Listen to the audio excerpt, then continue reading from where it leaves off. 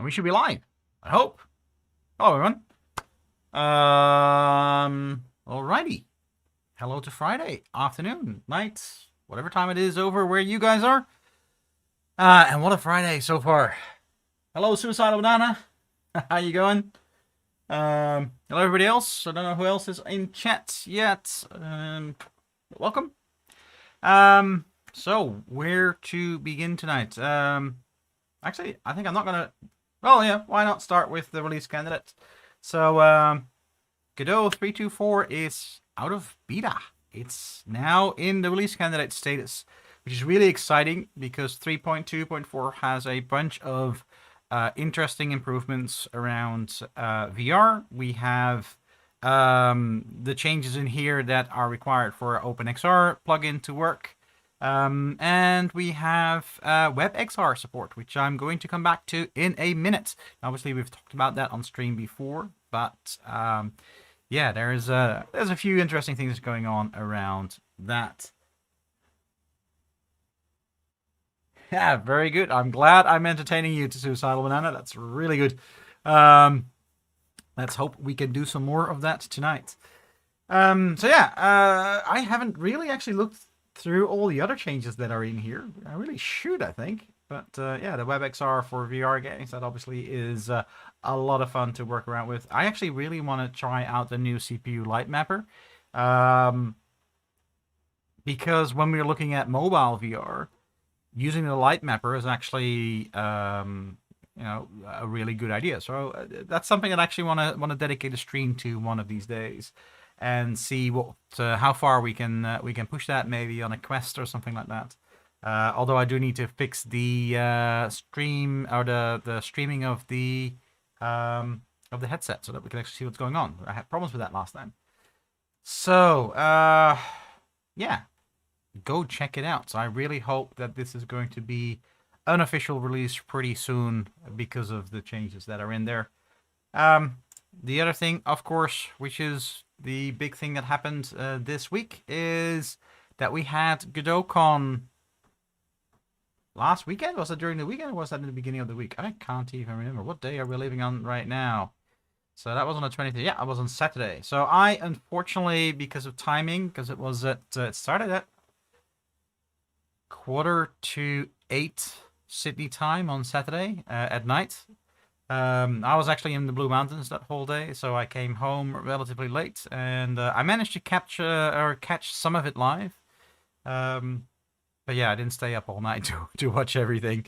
So I've been watching a couple of these sessions during the week.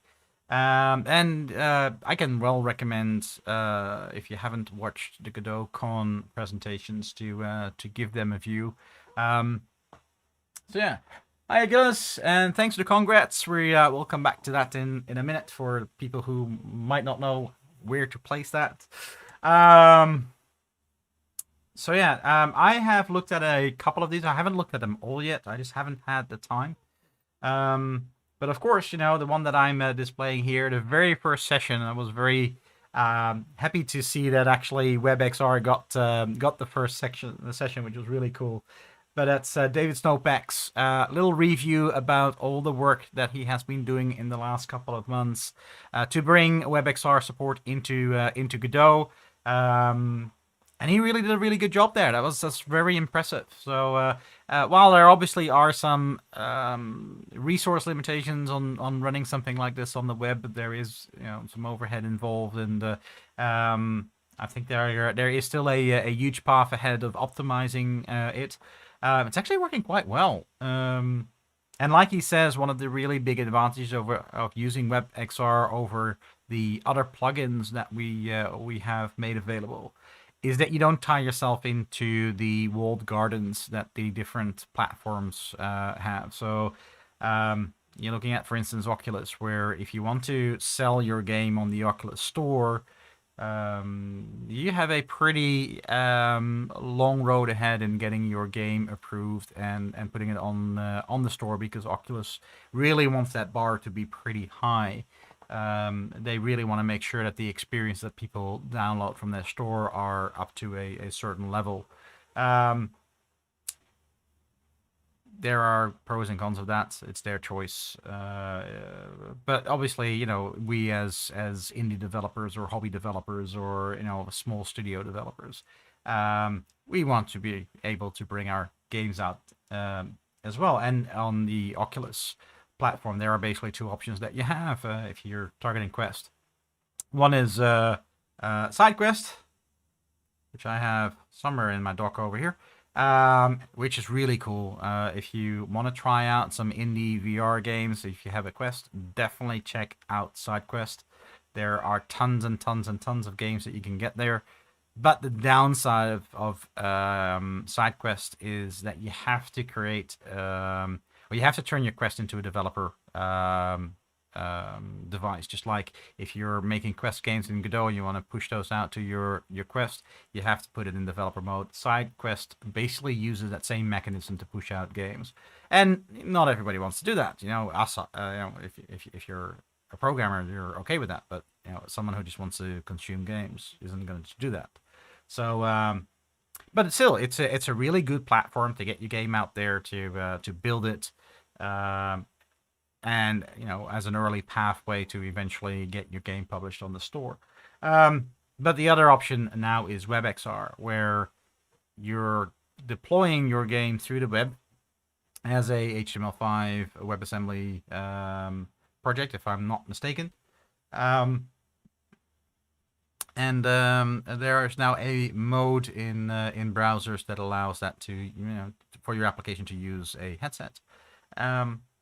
And obviously, that means that with a stock standard Quest, you just open up a browser, point it to your web page, and there you go. There's your WebXR game, which is really, really cool. Hi, Godzilla. How you going?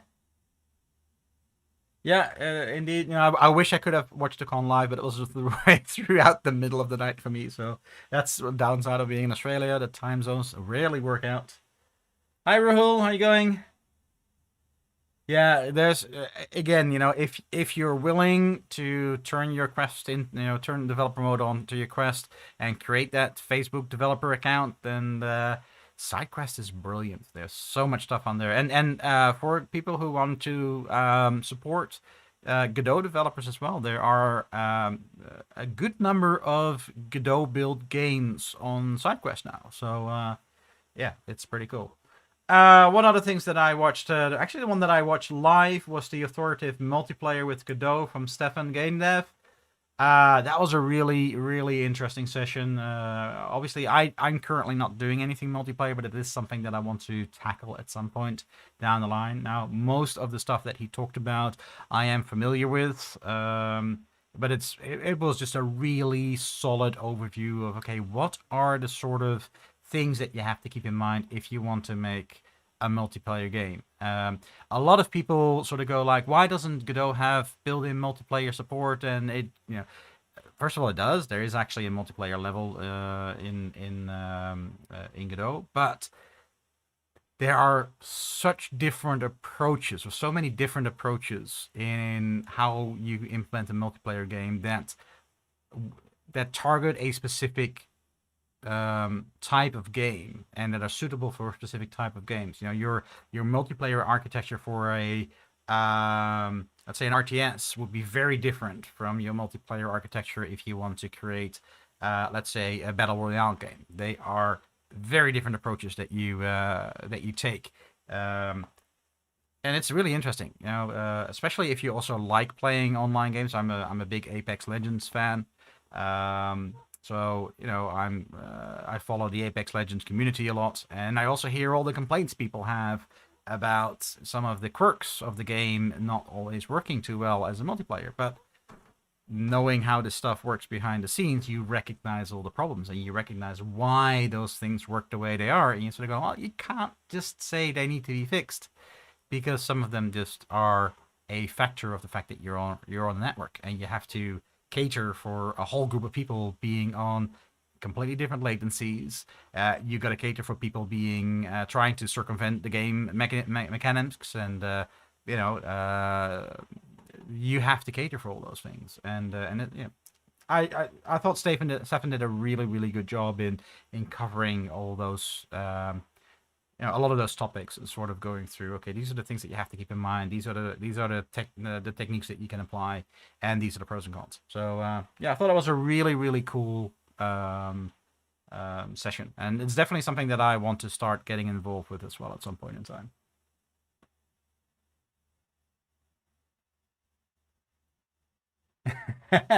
Okay. Yeah. Well, indeed.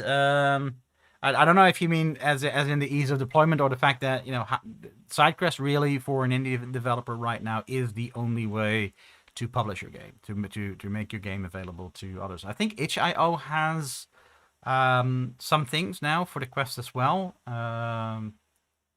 but not sure. I haven't actually really looked into that. I do know that there are a few Quest games or Godot VR games on itch.io, but I'm not quite sure how the deployment works there.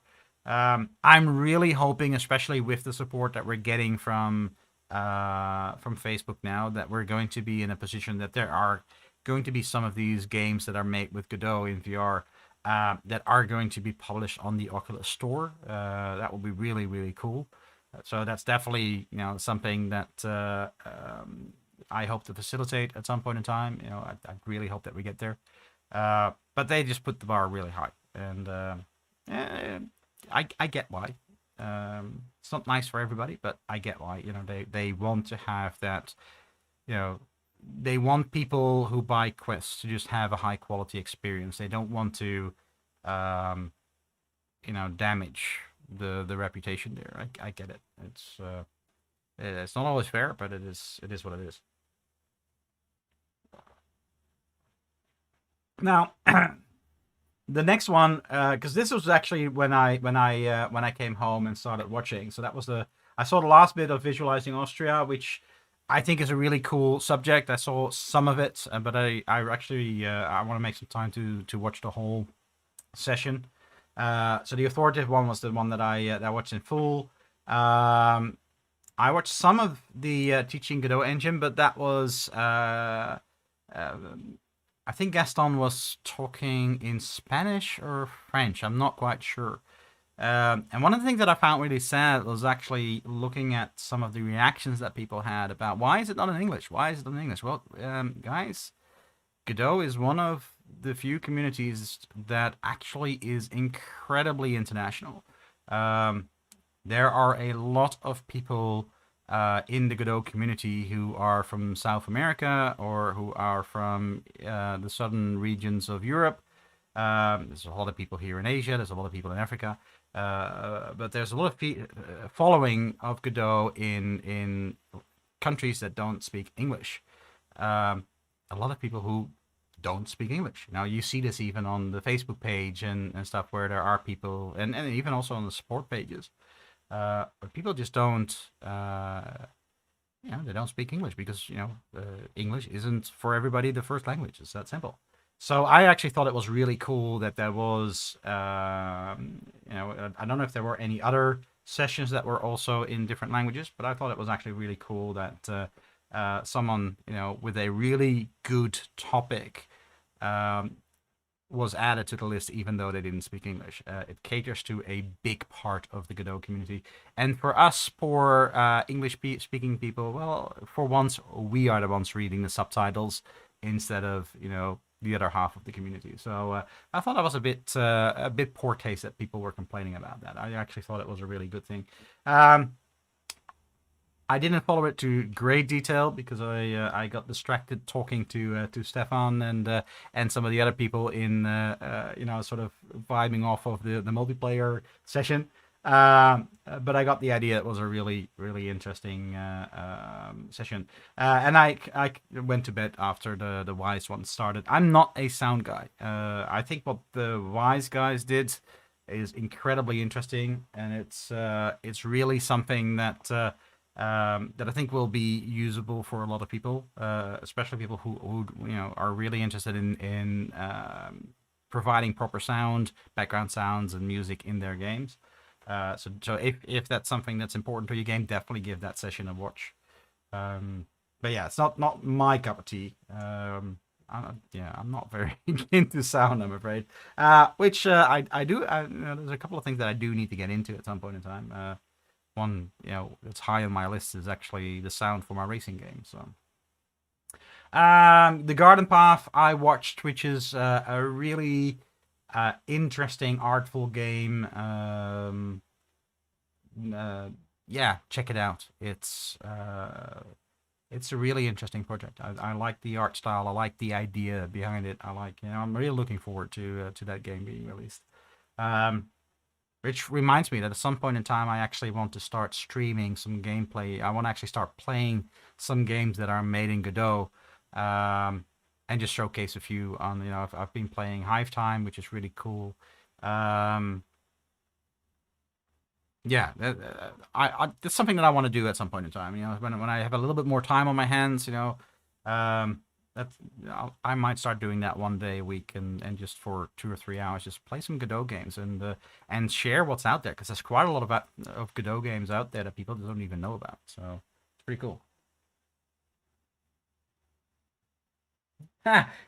Hey, Killers, we should team up some day. I'm starting to get mediocrely good at the game, so.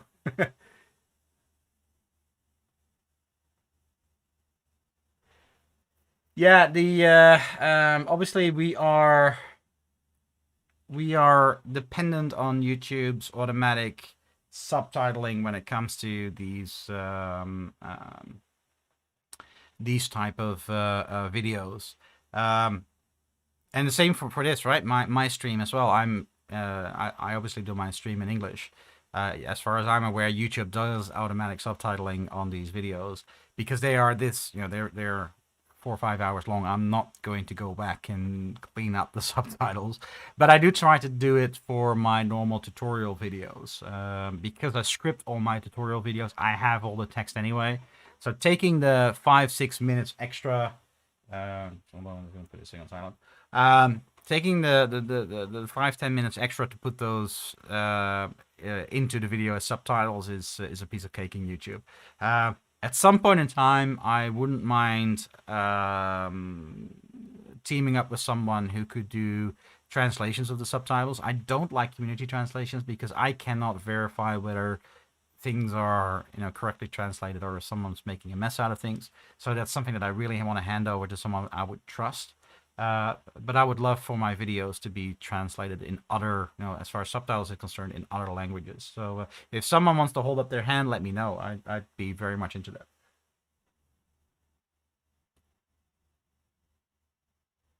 that. The Google Summer of Code. Okay, so that is something I don't have any control over. We've had some mixed experiences around that in the past. The biggest problem that we have is that there is always a lot of enthusiasm around VR, but there are a lot of people who apply for to be a student in Google Summer of Code who actually don't. They don't have the background experience required to get far enough in it. So that's always a problem when you are dealing in an area where people are very enthusiastic about, but they might not actually have gotten their feet wet in it. And while Google Summer of Code is all about a student learning and getting the opportunity to grow, it's also about actually producing an end result. So there has to be a good balance between a student having a good base understanding of what they're proposing to do, and then the mentors helping them on that journey and filling in the blanks and guiding them along that path so that they get that experience of what it would be like to do something like that in a business environment. So yeah, we've had some mixed experiences when it comes to VR in obviously as VR and AR grow bigger and bigger, there's going to be a larger pool of people who are interested in doing that and doing a proposal for that and actually have enough basic knowledge to make it work. That's part one of it. Part two of it, and this is something that a lot of people might not realize. Godot is one of the more popular projects when it comes to Google Summer of Code. The number of proposals we get is insane. I think it's about 7 or 8 proposals that actually come through each year. That's what did I do? That's probably 20%, maybe less. I think there's like 50, 60 proposals that we generally go through. So on one side, that's really cool because it shows how many people are enthusiastic about working on this project. But it also means that we have a really tough time deciding what is our top 10, top 15. You know, we basically, the ones that we don't want to do are obviously, you know, they're not accepted. But we will make a pick about the proposals that we like, that we enjoy, that we think are good. And then once we make our preference known, it is then Google that makes the final selection, who will say, based on the number of proposals, the number of mentors available, they will allocate a number of slots. But they eventually make the final decision. So even if we might say, well, you know, like last year, I believe there was someone who was interested in looking into HoloLens support. Well, we put them on the list, but they eventually didn't make it through the last round because, you know, for whatever reasons, that wasn't chosen. So that is, was a year before, I can't remember. But yeah, there's always enough. There are always enough people who want to do it, but it's a tough selection process. The result of being successful, I guess. Hiya, Dispo, how you going?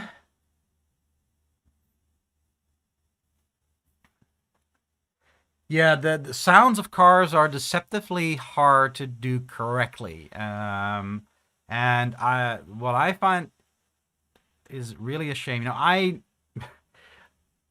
I've done proper game car sounds in the past, in the times that the bar wasn't really that high. So you would have a really good sample of an engine sound, a good looping sample of the engine sound, and you would use pitch to change, you know, the sound as you rev through, you know, the engine. And that worked really well 10 years ago. That was more than enough. Now people try to go for really realistic sound where the car engine changes when you take your foot off the gas to when you're accelerating to, you know, driving at a constant speed. And the problem that at least someone like me is faced with in wanting to demonstrate that sort of techniques in as part of my tutorials is twofold. One is that when you look at samples, really good samples that actually give you a good quality result, they are not free. And now I don't mind paying for that. That's one of the reasons I have my Patreon. I don't mind paying for sound files. But if I want to make a tutorial and I want to say, here's a project you can download, you can look at the code that I build, you can play around with it. If I can't supply those sounds because they are copyrighted and I've only got a license to use them for my own project, I don't have a license to spread them. I can't do that. I can't use that. So I'm still looking for good samples to at least make the straightforward options work. But if you look at the really cool solutions that most modern games work, a lot of these games use tools like Fmod and things like that, or use procedural degenerated sounds, which I'm a big fan of. But they are often locked into proprietary libraries that offer that functionality. So while I'm researching that, because I want to see if I can build my own version of that, the information available in order to do that. Hold on, I'm just gonna close my window because it's starting to rain. The information to do that properly is hard to find. So I'm still looking, I'm still researching that, and I hope at some point in time that I can actually make that part of the vehicle tutorial series, because it is something that's really core to doing these things. So yeah, that's that.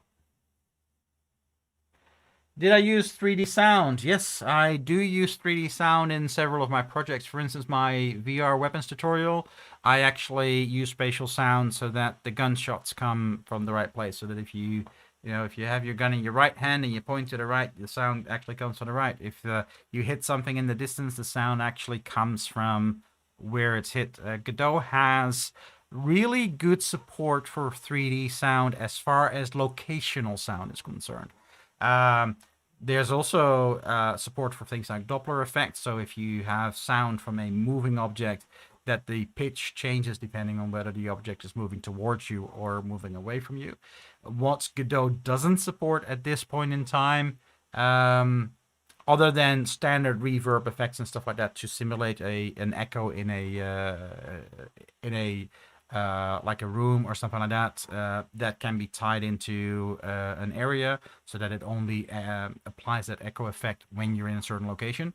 But what it doesn't do is simulate the effect of sound traveling through, say, a hallway, and changing the pitch and the reverb and stuff like that in sounds depending on your environment. So obviously that is something that on VR is being done more and more, because that spatial awareness is so important in VR games. I know that, for instance, Oculus has a really cool sound library for that does that sort of spatial audio. There were some people working on support for that in Godot. I'm not quite sure what happened to that. I know someone was really busy working on that about a year ago and then disappeared at some point in time. So I don't know if they finished it and just moved on to something else, or whether they couldn't get it to work, or I can't really remember what happened at that point in time. But it's one of those things where it's incredibly important for VR. For most other games, it's a waste to do, because you really only have a benefit of those effects if you're wearing headsets. So people who play multiplayer FPS games will often have headsets and are really interested in proper sound, proper spatial sound in that way. But someone who's just playing a racing game on their laptop or on their computer, just on a normal TV screen, with just some stereo speakers, the whole effect is going to be gone anyway. So, and that's a problem when we're looking at Godot. Is it's such a small percentage of people who would actually benefit from it.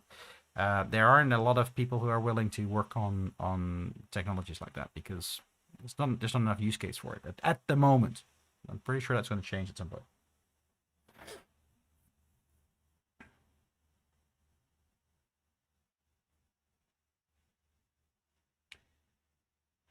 10 projects 2 years ago, but took less last year, if I'm not. Yeah, that's right. So I remember that I was a part as a mentor of GSOC for 2 years. So I think last year I skipped, but the year before that, I think last year I only helped out with JFONs, I think, doing the light mapper, which is the one that's now ended up in 324.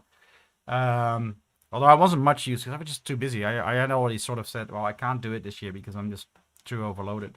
In the end, JFONs didn't really need my help anyway, which is, he did a pretty good job by himself.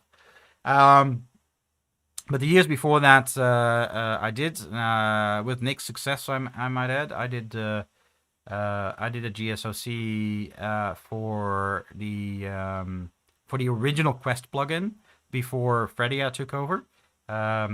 And that was around the time when we had all the problems with OpenGL 3 just not running on Android. So we were trying to get the VR support working on devices that didn't even have the renderer working. So I can't remember what his name was, the student who worked with that. He tried, but he had so many roadblocks in front of him.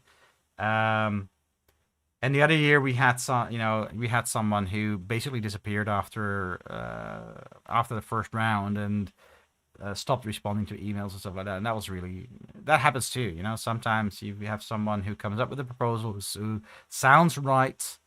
But yeah, those were the years that we did have, like, we accepted like over 10 proposals, and Google actually awarded us those slots. So it's it's good that we toned that down a little bit, because I just don't think we have enough time for it.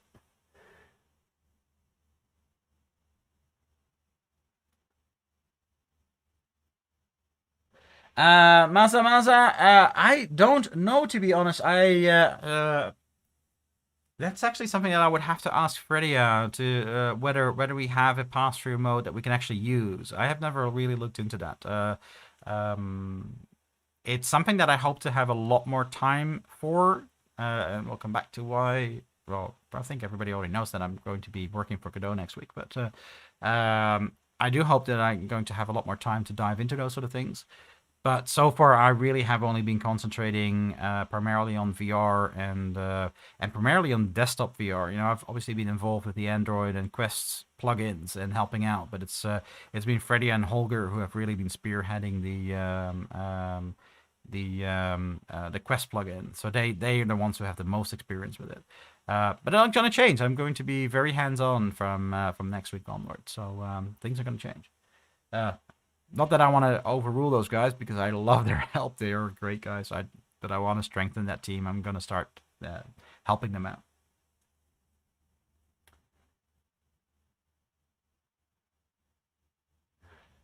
Indeed, Suicidal Banana. AR requires a lot more, but there is a lot of synergy there. So yeah, pretty cool.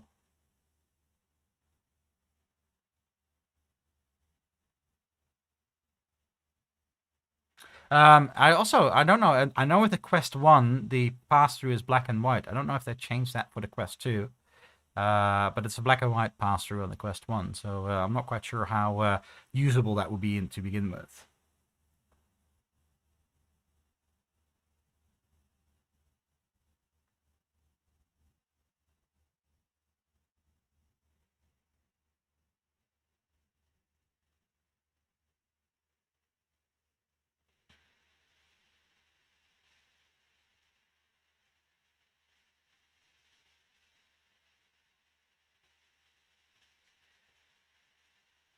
Well, a webcam would only be mono, so you'd lose your stereoscopic sight. Won't give a very nice experience. I think the pass-through camera is probably a lot better. I think the biggest problem that you have with the pass-through cameras would be that you can't scrape the images. The Quest is already parsing the images to figure out slam, so to figure out the movement of the headset really in relation to the rest of the room that you're in, and to track the controllers, and that's already taking enough image processing power away. So if you want to do more and you want to do feature tracking and stuff like that so that you can actually interact with the world around you, I think you'd run out of performance really quickly on a device like that unless they add specific, because that's the thing with like mobile AR, like AR Core and AR Kit, they have that all built in. But the thing with that is because you're not wearing it, the refresh rate and tracking rate is actually much lower, because on when you're holding a phone, if it's only updating tracking 30 times per second, you don't really notice. You have that on the headset that you wear, you're gonna get motion sick really quickly, and everything's gonna look really out of sync. HoloLens, on the other hand, for instance, does all the tracking in the camera, but it has a lot more power on board. There's a much more beefier computer in a HoloLens than in these other devices. So, and we don't have any control over that hardware anyway. So unless Oculus starts to build that sort of support in, I don't think it's going to be happening. You can use the pass-through purely to see your surroundings, but I would be very surprised if you can get far enough in image recognition to do more with it than that. Not sure. It's not my area of expertise. I've never done much in image recognition and stuff like that. I know how all the theory behind it, but that's about it. Phaeton, on the other hand, can tell you everything about it because he's been doing nothing but image recognition on VR cameras for the past couple of months, if not year or two. Welcome, Phaeton, by the way. Nice of you to join us.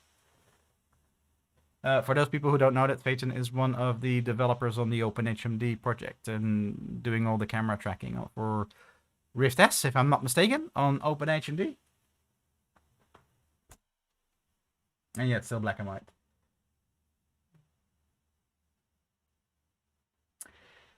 And Rickling, would it be possible to simulate a weaker VR headset so you could test a game on how would it look like in mobile VR? That's a really good question. That's a really hard one to do, especially because a big part of it is how performant your GPU is. So you need to slow down your GPU in some sort of way. I don't know, to be honest. I've never really looked into that. My gut feeling says there's no easy way. You could probably put some specific delay in your game loop, but I don't think that will give you a very realistic way to determine whether your game will perform on mobile hardware. I think you really have to run it on mobile hardware to find out. No, I think RAM usage will only be a problem if you're using high resolution textures and things like that. You know, if you go for like a flat shaded style, which is very common in VR because of the performance limitations, even with VR on desktop, you're not going to run into RAM issues. You're not going to run into memory issues anyway. So limiting the RAM is not going to affect your performance at all. And if it does, it will completely trash your performance because, especially on the OpenGL, and I'm guessing on the Vulkan as well, but definitely on the OpenGL, it starts swapping out textures into GPU memory and back out into CPU, and that's really costly. So you suddenly go from 60 FPS to 1, something like that.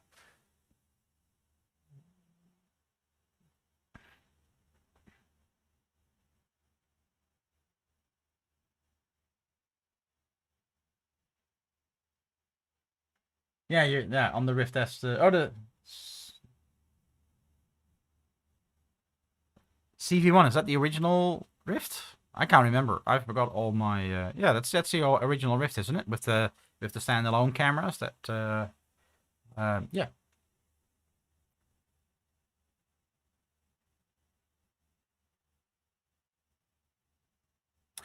All right. Anyway, to come back to GodotCon and just going through the things that I did watch. Now, I still really want to see the ECS for Godot. I've been following the debate with interest between the people who love ACS and the people who think ACS is dumb. I have no opinion because I haven't really worked with ECS. ECS is a way that how you organize your scenes, how you organize your assets in your game. So yeah, I actually really want to check that out and see what Load Fuss is all about. Plus that Andrea tends to do some really cool stuff. So I really want to see what he's doing with that. I've also got the dialogue and system and visual novels on my list of things that I really would like to watch. Mainly because it might be useful for what I have in mind with my space game. When you're interacting with other characters, there's obviously going to be a dialogue system needed there. I don't know if there's going to be anything that has anything to do with what this presentation is about, because I haven't seen the presentation, but I can imagine that might be something that I want to look at. Obviously, I definitely watched Jean's session about what is coming in Godot 4, or what is actually already there in Godot 4. What has he been working on the last year?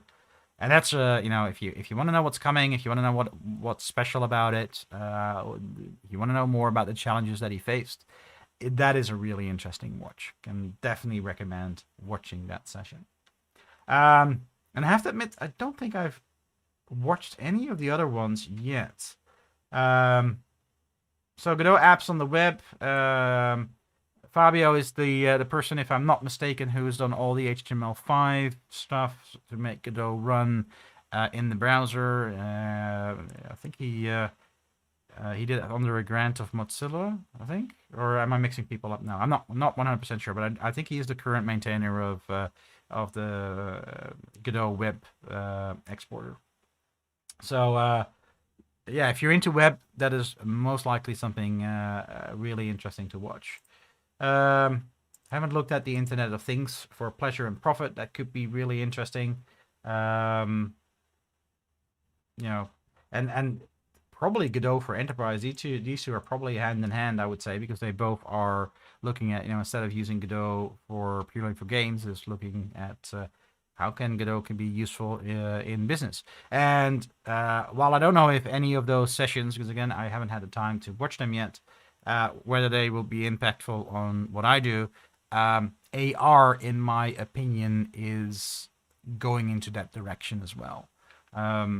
I see that VR is going to be there are business and especially educational purposes where VR is really strong. VR is really strong in training solutions. You know, if you want to train, you know, I know in the medical profession they're working hard on training doctors in VR. Um, but most, you know, the biggest use case for VR will remain games. You know, that's really where VR is the strongest.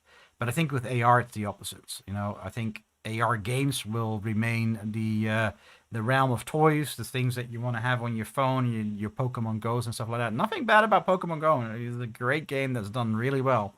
But I think that is going to remain a relatively small part. I think AR is going to have a really big, a potentially really big role to play in business. I don't think the technology is at a level yet where that is really going to take off. The form factor needs to improve, but I see that there is a lot of future for AR in businesses. So if Godot is going on to becoming a better and better platform for AR, Godot AR in the enterprise is definitely in the books. I think that is there is a lot of potential there. I definitely want to watch the Shader Shenanigans video by Powell. Again, I just haven't had time to get this far down the list of Godot, GodotCon videos. But yeah, I'm actually looking forward to seeing what he did there. I've got no idea, but it's a topic to my heart. Godot Wild Jam story. That's definitely something that I want to have a look at as well. I am a big fan of jams. Unfortunately, the last game jam that I personally was a part of was actually a local game jam here at the local TAFE.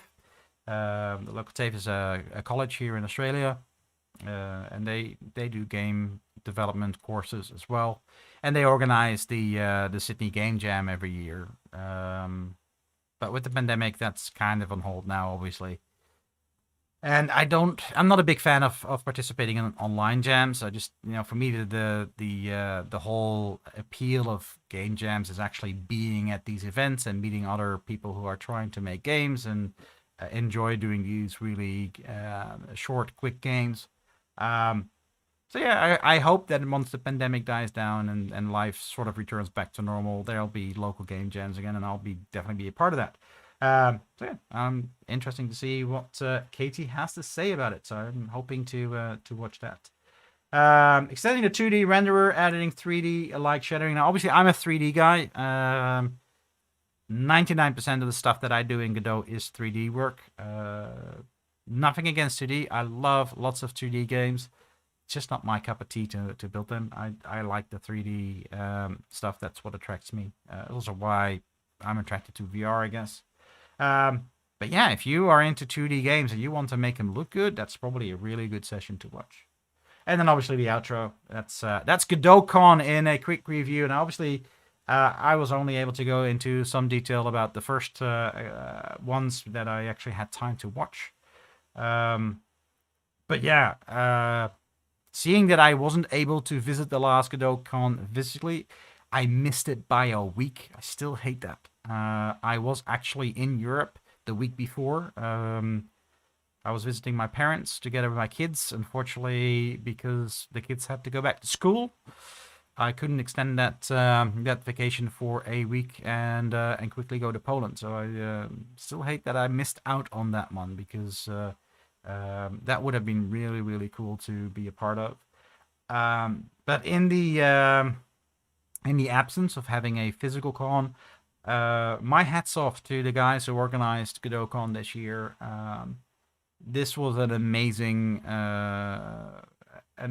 way to put it together. All the sessions that I've watched, again, I've only watched about a third of them, but every one that I watched was high quality. It was really well put together. Yeah, a really interesting take on doing a conference in a time that we can't travel and can't meet and need to be careful of this annoying virus that's doing the rounds.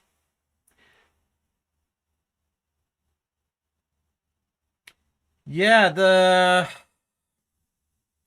the whole thing about where you can and can't buy quests and indexes, and yeah, I still don't know the numbers, but I still get the distinct impression from all the people that I've talked to here in Australia that I am one of only a handful of people who actually has an index.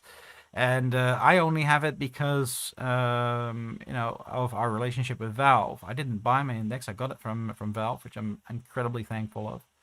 And actually, the few people that I know here in Australia who also have a an index are all in a similar boat where they work for VR companies, and as a result, their contacts with Valve and gave them access to it. But I don't think you can buy them.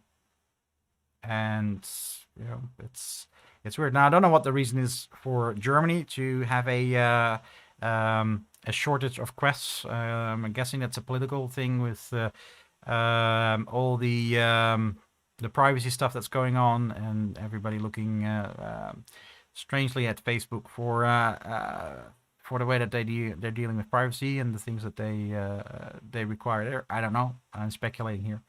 Uh, but I'm really hoping that is going to be resolved because VR needs to move forward. And seeing VR is still such a young industry, relatively speaking.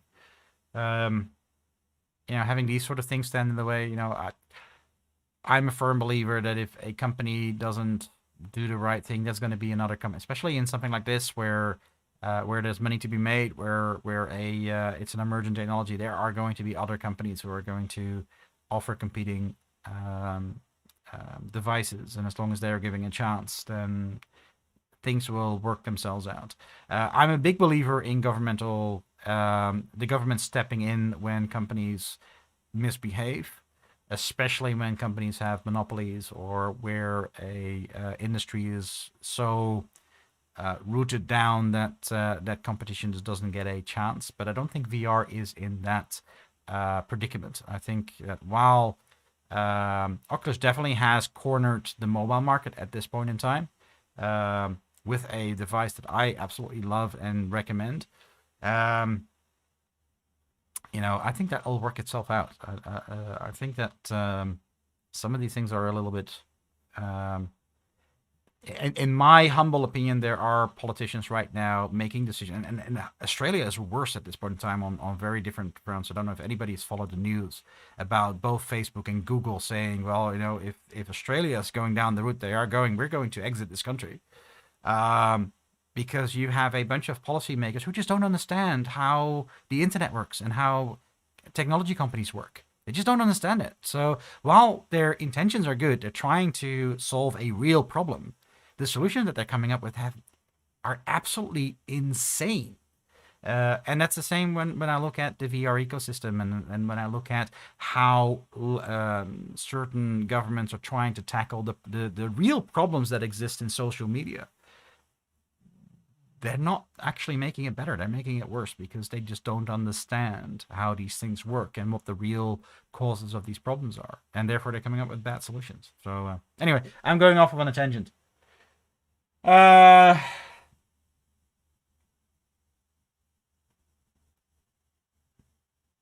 again, I haven't seen the ECS one. I really want to watch it. I know Andrea does some really amazing work.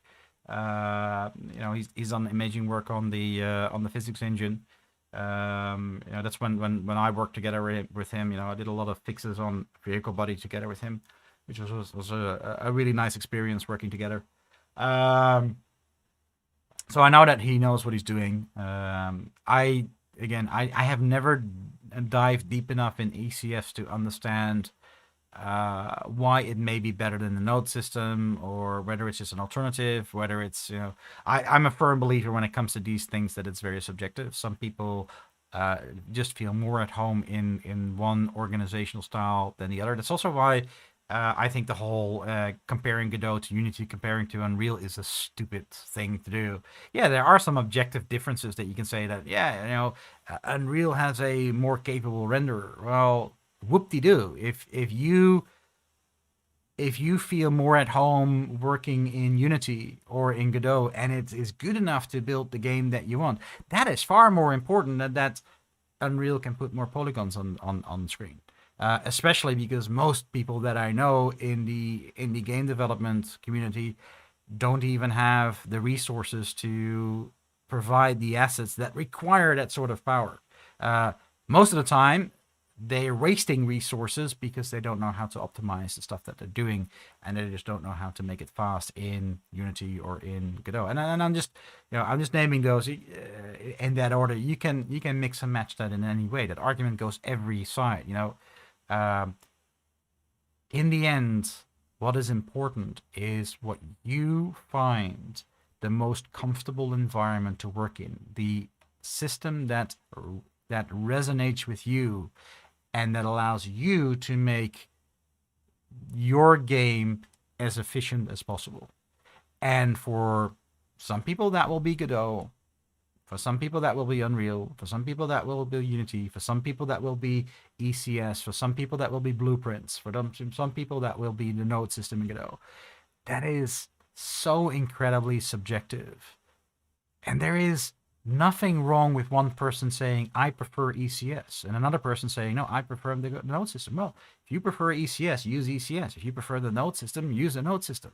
Do what is best for you. That's my advice to everybody who gets bogged down in that sort of discussions, because you don't win anything by that.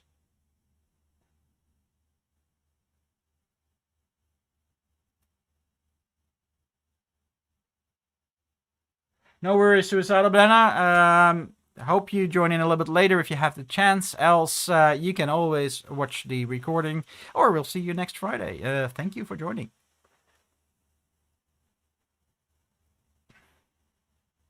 Andre, having Godot now running in the browser, would it be possible to running inside a VR headset? Watch the very first session in GodotCon. WebXR is your friend. There are some performance things that are still need to be worked out, but it's working and it's up and running, and you can do that today. You can run your VR game through a browser on a headset. Works. Pretty cool.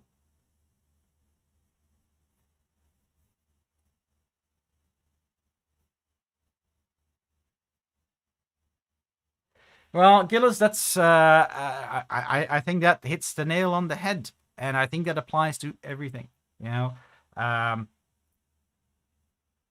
It's always a trade-off. It's always a trade-off between convenience and performance. It's always a trade-off between, if a tool is used right, you can do amazing things, but if you use the same tool wrong, you do horrible things.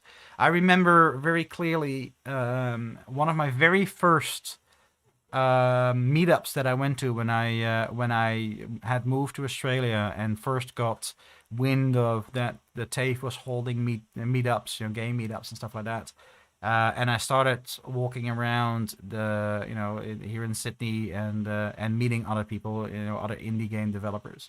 I got to play a game, one of the very first VR games that a studio here in Australia was working on, and they were using Unreal, and they had serious performance problems with Unreal, and it had nothing to do with Unreal. That was purely because they hadn't learned yet what things cost performance and what things are efficient and what solutions they needed to apply to a problem. And I'm talking about something that was 4 or 5 years ago. So I'm really hoping that they got through that, because their game idea was brilliant. I loved their game idea. So I don't know what became of them, whether they eventually found someone who solved their issues or not. But it just stood out that, because they weren't doing anything that justified the poor performance on Unreal. It's purely, do you understand how to get the best out of the engine that you're using? And I think this is also a problem when I look at the people that I met who are doing the game courses here in Sydney. Those things aren't really taught. for me, and I think the same thing goes for Jean and for some of the other core people in the team, we've been around since the days that you did everything on CPUs. So you had to code everything yourself. So you really learn a foundation of how do computers solve these problems. And therefore, you know what things will cost performance and what things will be fast, and you know how to you can extrapolate from that knowledge how you move forward with your game. But they don't teach you that in these courses. They teach you how does Unity work. They teach you how does Unreal work. So you have people who just don't, they just plop their stuff into the engine. They draw their logic together, or write horrible code to just get it to work, without really, basically with purely trusting the engine to figure out how to make it perform. And that doesn't work. It doesn't work in any engine. And that's something that I find very interesting. And interesting enough, one of the funny stories, one of my friends from Holland back in my teens, who would actually end up creating his own company that became a big studio in Holland. I remember talking to him when he had just done that, and talking with him about how, his journey getting to where he got. And that was his thing back then. He would hire himself out to AAA studios, and the only thing that he did was he would take a game that a AAA studio had made that didn't perform, and he would just optimize the shit out of it. Can I say that word on stream? I think so. My stream, right? And that was his career. That's what he built his company on, and now he's one of the biggest game studios in Holland. Not Gorilla, the other one. So yeah, impressive, that sort of thing. You have that in all game studios and all levels. People sometimes have great game ideas, and they're really good at putting that game together and getting the mechanics to work, but they don't know how to make it fast. And that is often not the fault of the game engine. That is the fault of, not knowing what costs performance. Why do I get out on all these tangents all the time? What time is it? Because I do want to get to some coding. Oh, we're only an hour in. Now, maybe I should make that a standard thing. Just set a timer. The first hour of the stream is just talking about stuff, and then make sure that the rest of the stream is actually doing some development work. Yeah,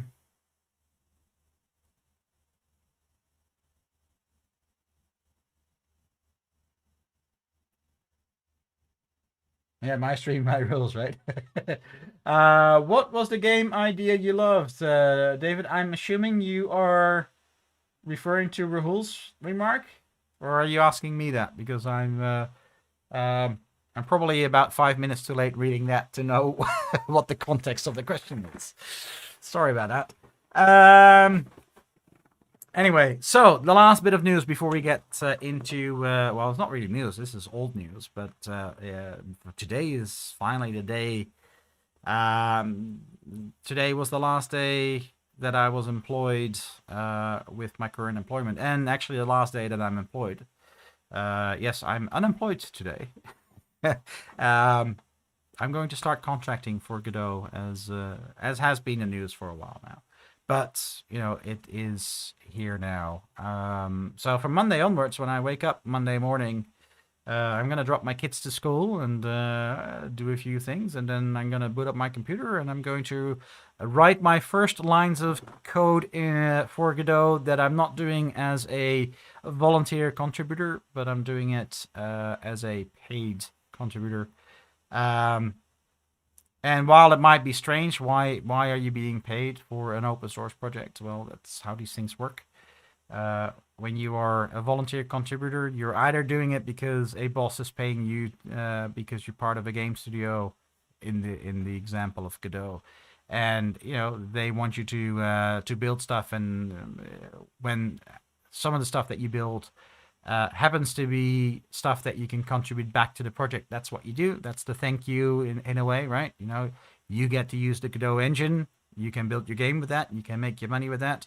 and you give some back by contributing. Then there's people like me who just do it for fun, who do it in their spare time.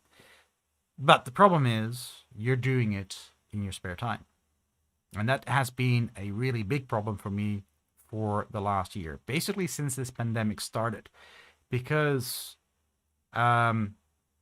things just kicked into high gear at my employment, which really for me meant that between working for full-time for an employer plus, full-time plus I should say, then doing this YouTube channel and doing my tutorials, which I really enjoy, and contributing to Godot, that comes in waves at that point in time. You know, there were months, like last month when I was rounding everything up. I've hardly done any programming outside of the stream the last month, simply because I've been way too busy, you know, doing the stuff that I need to do before I can leave the company that I work for.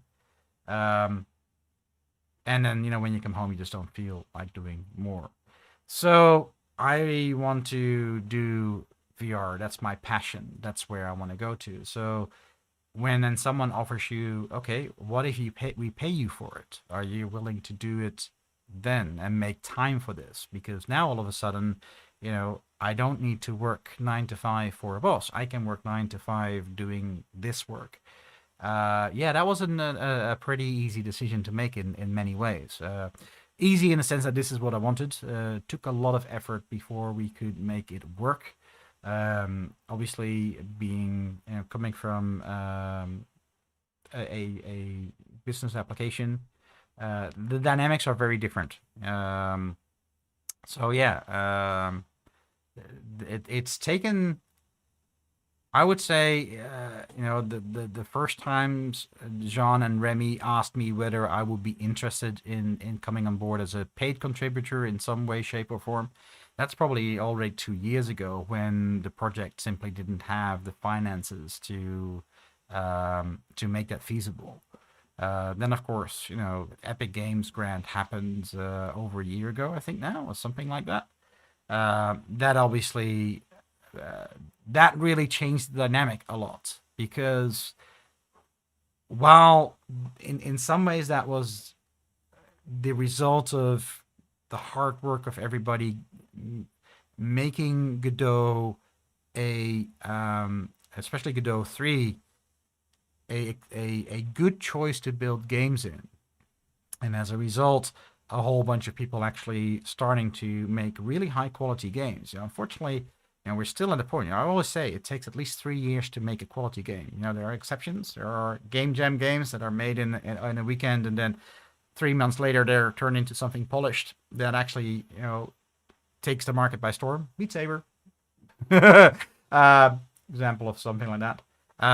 Most games take multiple years to make, and there are a bunch of games that are now at that end of that production line, and as a result, now those games are coming out, and that's really what's going to show people that Godot can actually do a lot more than some people think. But leading up to that, those games have been publicized. You know, the people do devlogs to show off. You know, Tales Quest is a really good example that people have been looking at. Resolution, which is now released. What's the strategy game? Porcupine, weird name. Porcupine Principle. I can't pronounce that name, but you know, it's a really cool strategy game. That you know, it's one of those games that I would love to play on stream at some point. Because also I believe that will help, you know, the popularity of Godot. We're being noticed. We're being noticed by bigger studios now. We're being noticed by, you know, people like Epic. We have been noticed by Valve and Oculus for a while now. They have been talking, you know, ever since I started adding VR to the engine. And of course, Valve has been talking to us even longer, even before VR, but from their Steam, you know, because of the store.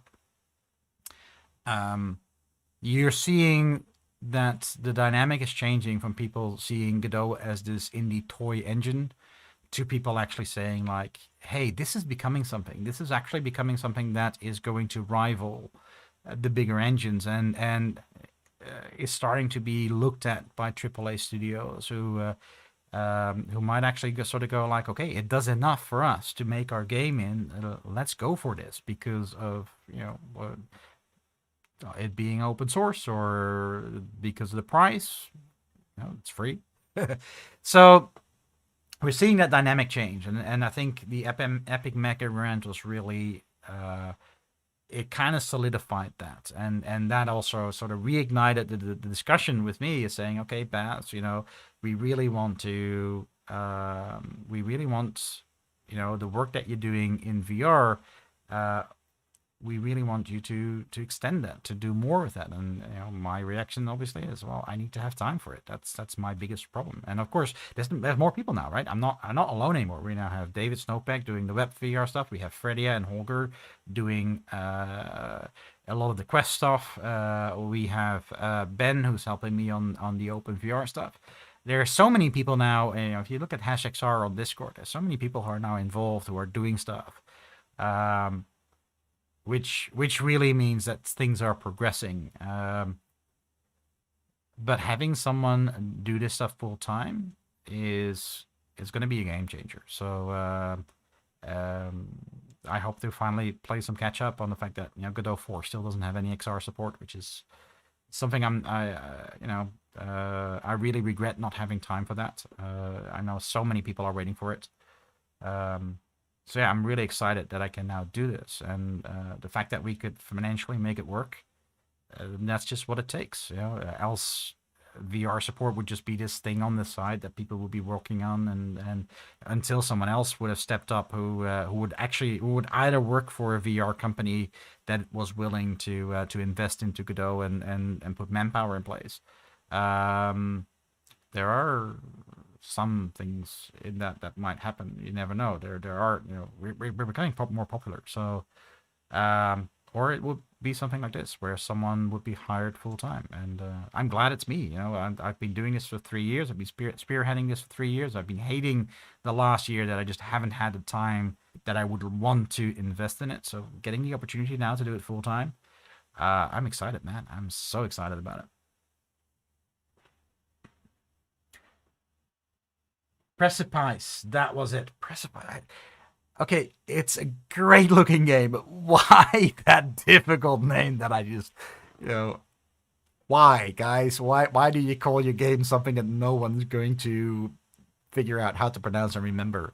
Yeah, Precipice. It's such a cool looking game.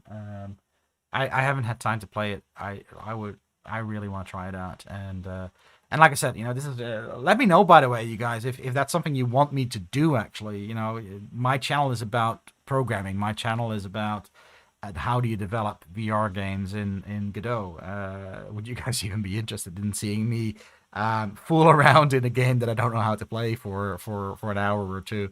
To me, it just sounds like a fun thing to do. I don't know. Plus, that, like I said, I think more people need to do that sort of stuff to just increase the visibility of Godot. There's so many people who have heard about Godot and see the game engine, have no idea what games are being made in it, and have no idea that there's actually quite a lot of games that have been released by now. I think we're showcasing it now. Are we? I think so. Wasn't there a showcase? I can't remember. Yeah, no, that's just showcasing Resolution, which again is an amazing game. I didn't get very far in it. I really need to play it a little bit more, but a really cool game.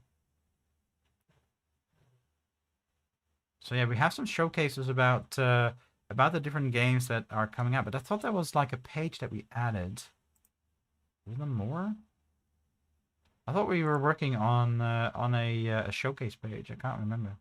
Maybe that's still in development. And it's not yet on the site. I don't know. I know that it's something in the works where, because we used to have it a long time ago. There used to be a page on the Godot website with what people were working on. But the problem is because nobody was really maintaining it. A lot of old dead projects were on there. A lot of it's very simple indie game jam things were on there. Not everything was really. This is the other one, right? I have been following. God, what's his name? He's also in Sydney, if I'm not mistaken. God, I lost his name now, but he's working on Battle Tank and on Infinity Space, I think it's called. If you watch his videos, his games are so incredibly beautiful. But he's a one-man guy, and he's working on this in his whenever he can. I really hope that he gets to a point where he can actually release one of his games, because they are just absolutely. They really showcase what Godot can do in capable hands. And that's what's gonna take. That visibility on those sort of games, even if they're not finished. That's what it's going to take to have people get interested and enthusiastic about Godot. And it's happening, right? We wouldn't get as far as we are today if people weren't taking notice. Yeah, Gillis, you beat me to it. Gillis was hired a couple of months ago, if I'm not mistaken. And a VR game before where you lived with the idea, but don't worry. Oh, that one. It was a detective game. You would be you would play a detective in like a futuristic city, and there would be a whole bunch of NPCs running around, and you needed to figure out which of those NPCs committed the murder or something like that. And it was like a matching game where you got hints about the killer, and then you needed to match those features until you find the person in that crowd who could do it. And they had a lot of problems with the number of NPCs that they had in the game. And I believe that their main performance problem was because of the way that they spawned these NPCs and rendered these NPCs. There was no level of detail in this game to all these NPCs were 100,000 polys or something crazy like that. So yeah, I think they're again, I never looked at the code or anything like that, but just the impression from talking to these guys. I think that's where their performance issues lie. But yeah, the game idea was really cool because it worked really well in VR. These sort of games exist, but in VR, just because of the visualization side of it, yeah, it was a really cool game idea.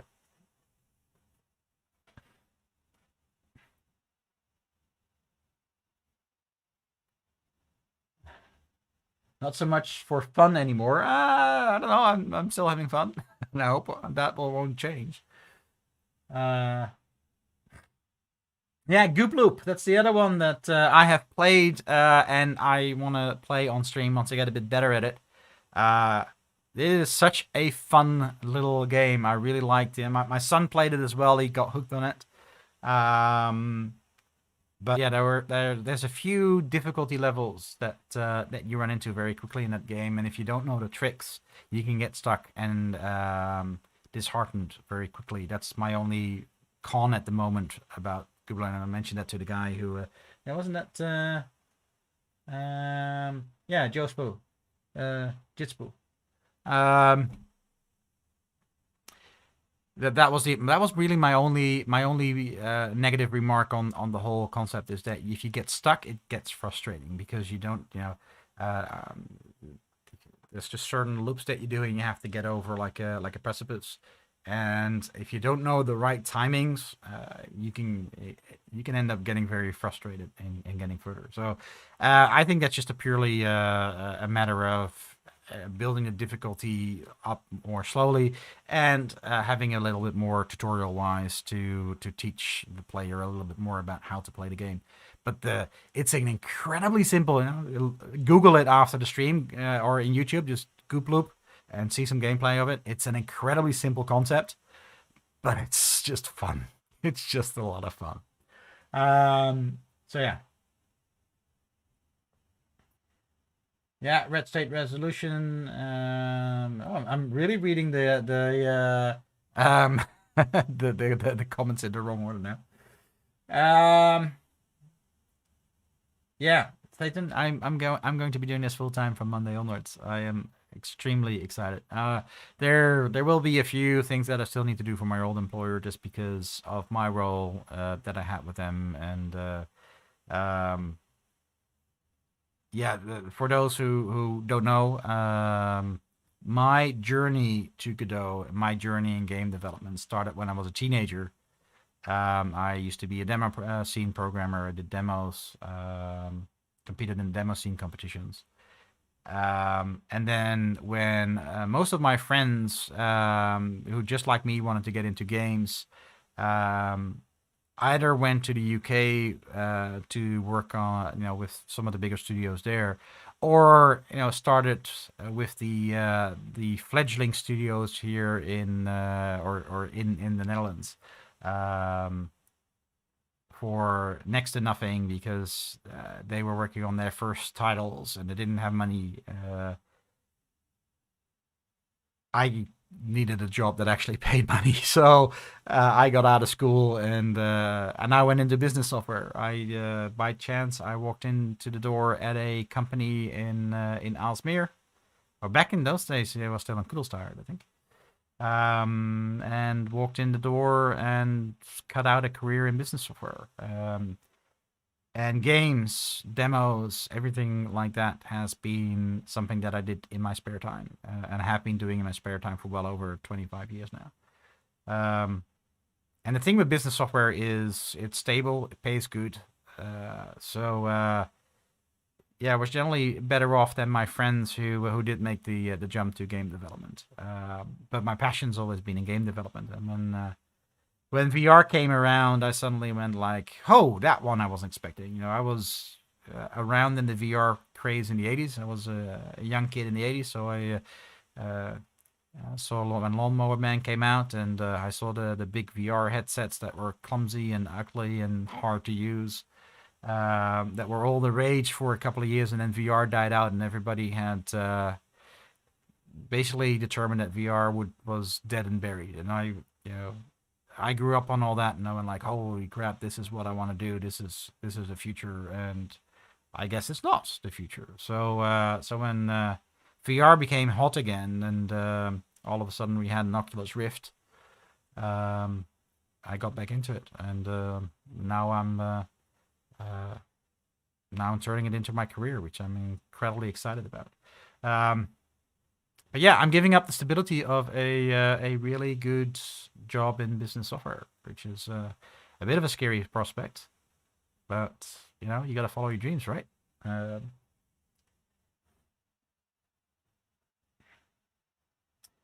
Well, Tilt Brush is now open sourced, so you can see how it works. Now, interesting enough, who was it? Because there isn't a tilt brush in Godot, but there is a voxel painting program in Godot that is incredibly cool. Oh, that's passed on my Twitter the other day. Now, this is dangerous, opening Twitter on stream. Let's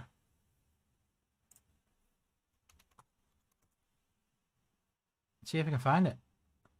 Oh yeah, that's Victor's. That's actually coming along really nicely. Oh, it's already an older post. Yeah. Yeah, I'm following Lawrence. That's just a, yeah. There we go. So yeah, it's a voxel painting program in Godot in VR. Working on Steam VR, if I'm not mistaken. He does all his development with a Vive. And freaking cool. I don't know if he's got a video somewhere here. Here we go. Let's give him some publicity, shall we? So yeah, it's a whole voxel painting program that he made in Godot VR. So freaking awesome. Absolutely freaking awesome.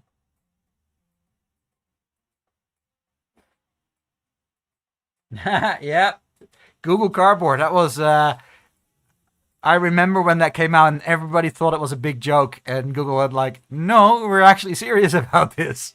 And yeah, I ordered my I already had the PSVR at that point in time. That was actually my first VR headset, the PSVR. Which actually, interesting enough, a friend of mine had a Vive, And I had a PSVR that I hooked up to my PC with some crazy software that made it work in Steam VR without positional tracking, and that's how I started building VR support in Godot. And it was between me working on my PSVR without positional tracking and sending builds to my friend who had a Vive, who would tell me whether what I did actually worked or not. So yeah, test this guy's project out. It's amazing. Yeah, impressive little project. So yeah, it's not tilt brush, it's voxel based painting, but you know, it's in the same league.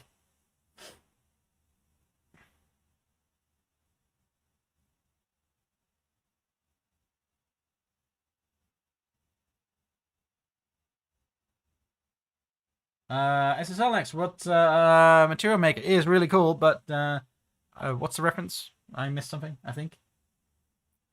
But yeah, Rodzilla is working on that one, isn't it? Material.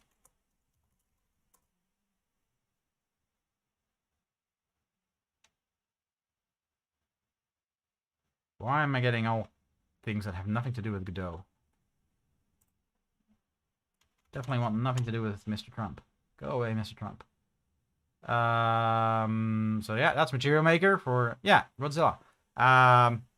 Yeah, that's also one of those projects in Godot that is just insanely good. Don't know if he's still online, Rod. He was in the stream in the beginning. He might have left by now because, you know, not everybody has time to watch all 4 hours. But oh, the showcase. Yeah.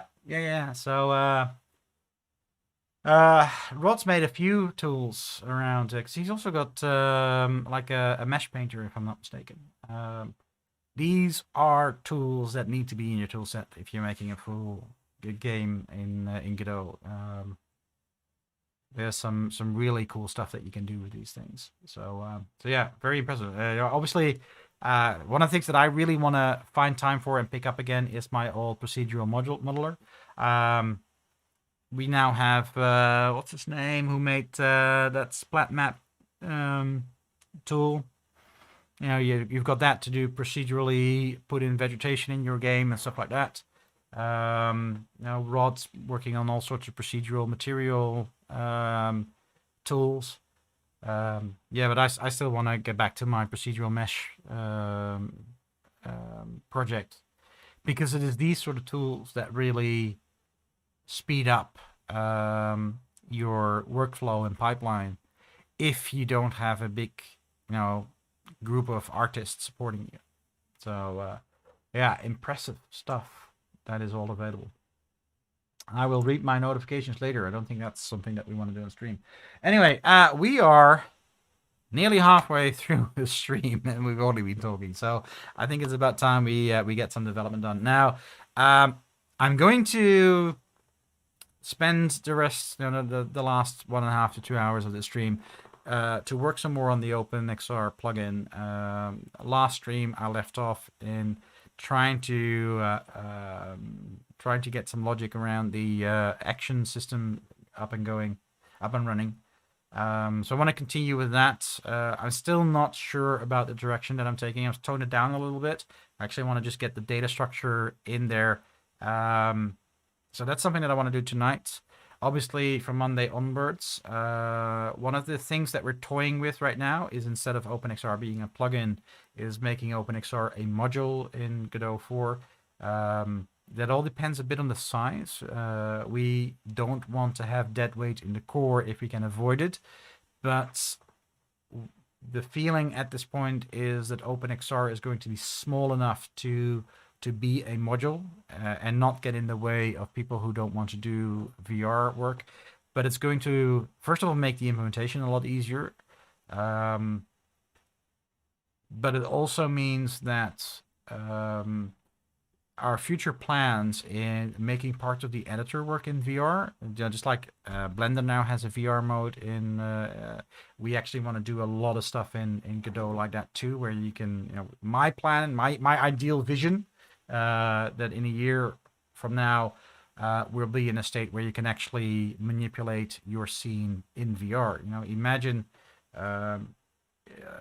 being in a big world, when you're manipulating that on a monitor, very often objects in your scene, especially if you've got a busy scene, they'll be in the way of actually being able to work with it. If you instead of that are actually in that scene in VR, and you can walk around that scene and you can use your controllers to move nodes around and stuff like that. I think that's going to make game development, or level design, I should say, a lot easier. I think that's actually, even for someone who's making a non-VR game, to have a level editor in VR, I think that's actually going to be something that a lot of people are going to enjoy. So that's something that I've got in my mind that I want to work on supporting in Godot, getting a VR mode into the editor that allows you to do that. That means that the editor needs to have VR support.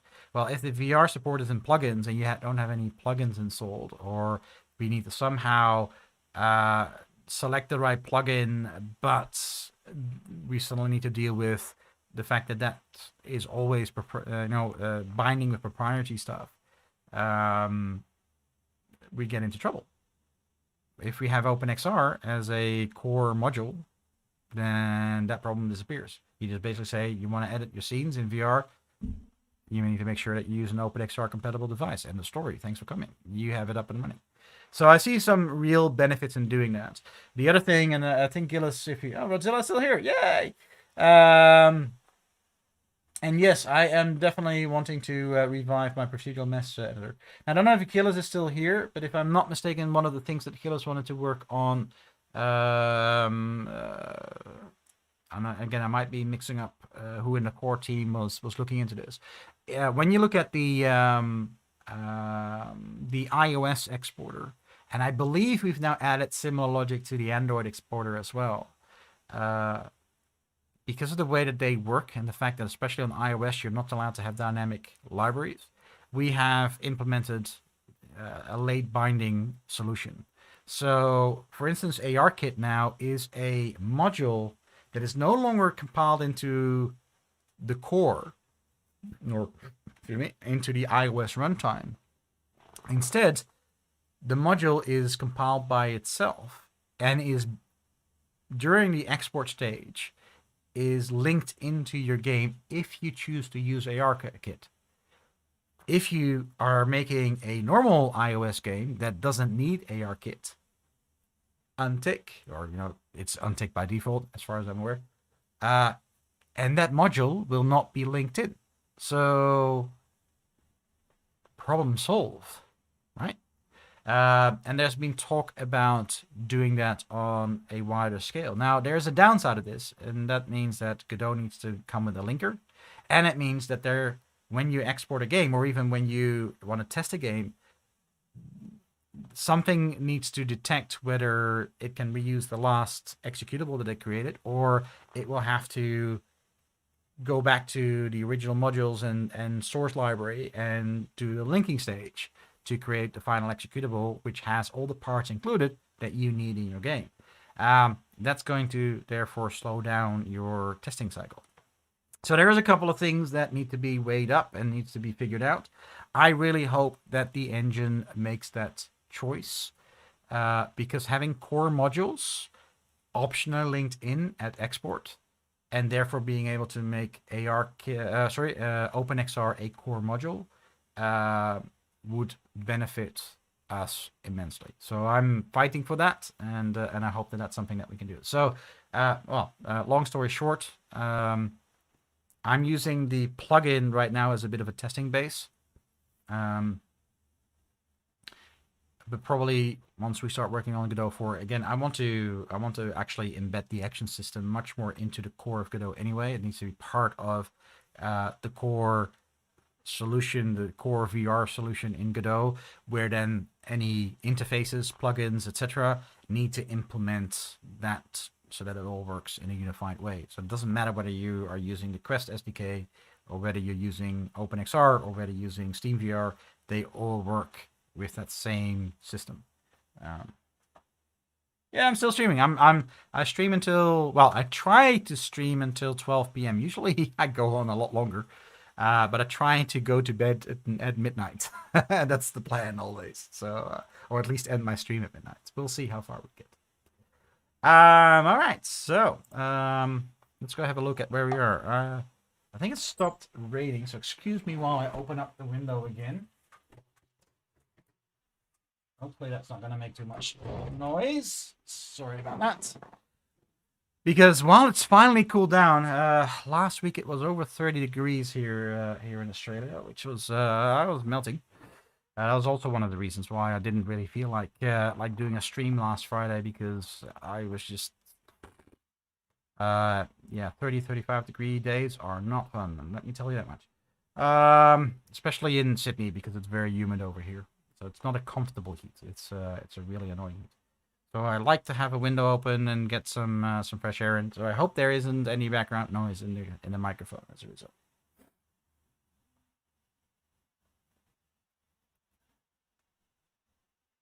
Well, there isn't really a size limit.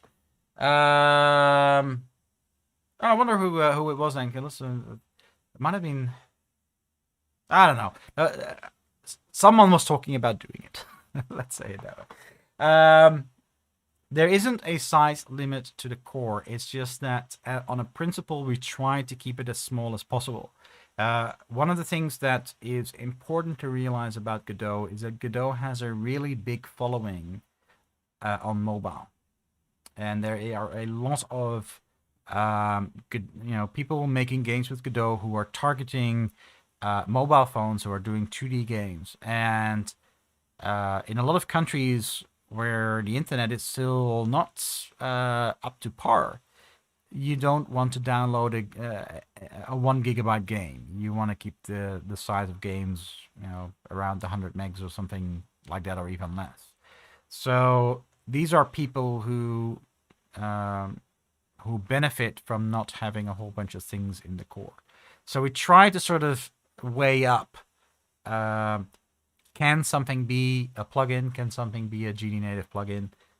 Or, a question I had the other day on one of my videos. Someone saying, it was on the XR chat where someone was saying, well, we should have this logic around hand manipulation in VR. That should be part of Godot. And my reaction is no. That should be part of the toolkits. First of all, not everybody's going to want that logic, because it only applies to certain types of VR games. But also, it is logic that is a combination of the different nodes that we have and the physics engine.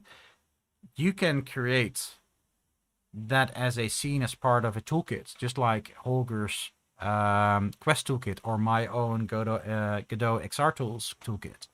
You can make that as a implementation there, and people can just use it. And that way, people who need that and want that download the toolkit and make that part of their game. And people who don't, they don't. And therefore, it doesn't become part of what makes up a game. And VR is a really good example about that. VR in a whole, and that's also the difficulty of the whole, do we make OpenXR part of the core discussion? At this point in time, and I personally hope it changes. I don't think it ever will. I think normal desktop games will be actually console games will be the bulk of games sold for a long time. I think VR will grow, and I hope it will grow really big, but it will always be a subset. So right now, 0.1%, I'm just putting a number out of the air, right? I don't know what the exact numbers are, but somewhere around the 0.1% of Godot game developers are doing stuff with VR.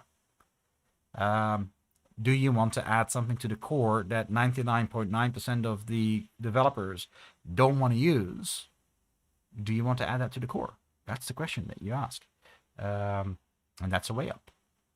Now, I hope that obviously that number will grow and will eventually be 10% of the Godot user base will be doing VR games in Godot or AR games in Godot. That's what I'm hoping for. But even at that, it is, can you justify increasing the size of the application for that small, relatively small part of the community.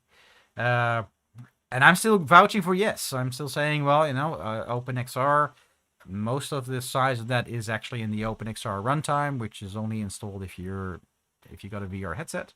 What is that? So it might add 15K, 20K to the core. Who cares? Especially if we go down that route that we eventually make the core module a library that can be compiled in. That would be the ideal scenario. Because while I love GD Native and while I'm very happy that we were able to use GD Native for XR support, the barrier between the Godot executable and the DLL, the plugins, there's like a API in between. There's a barrier in between. The moment that you need to do things that affect the render pipeline directly, which which VR needs to. VR needs to take over part of the rendering pipeline in order to do all the stereoscopic or trigger all the stereoscopic logic. I'm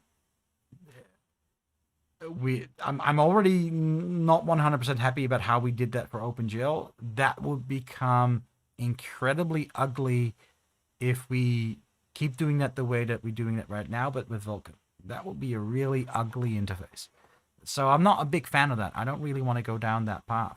Now, it's very possible that once we have VR up and running and we actually add enough support in the render layer to because we're planning to do this very different. We're actually planning to use some of the modern extensions that were added to Vulkan to support VR.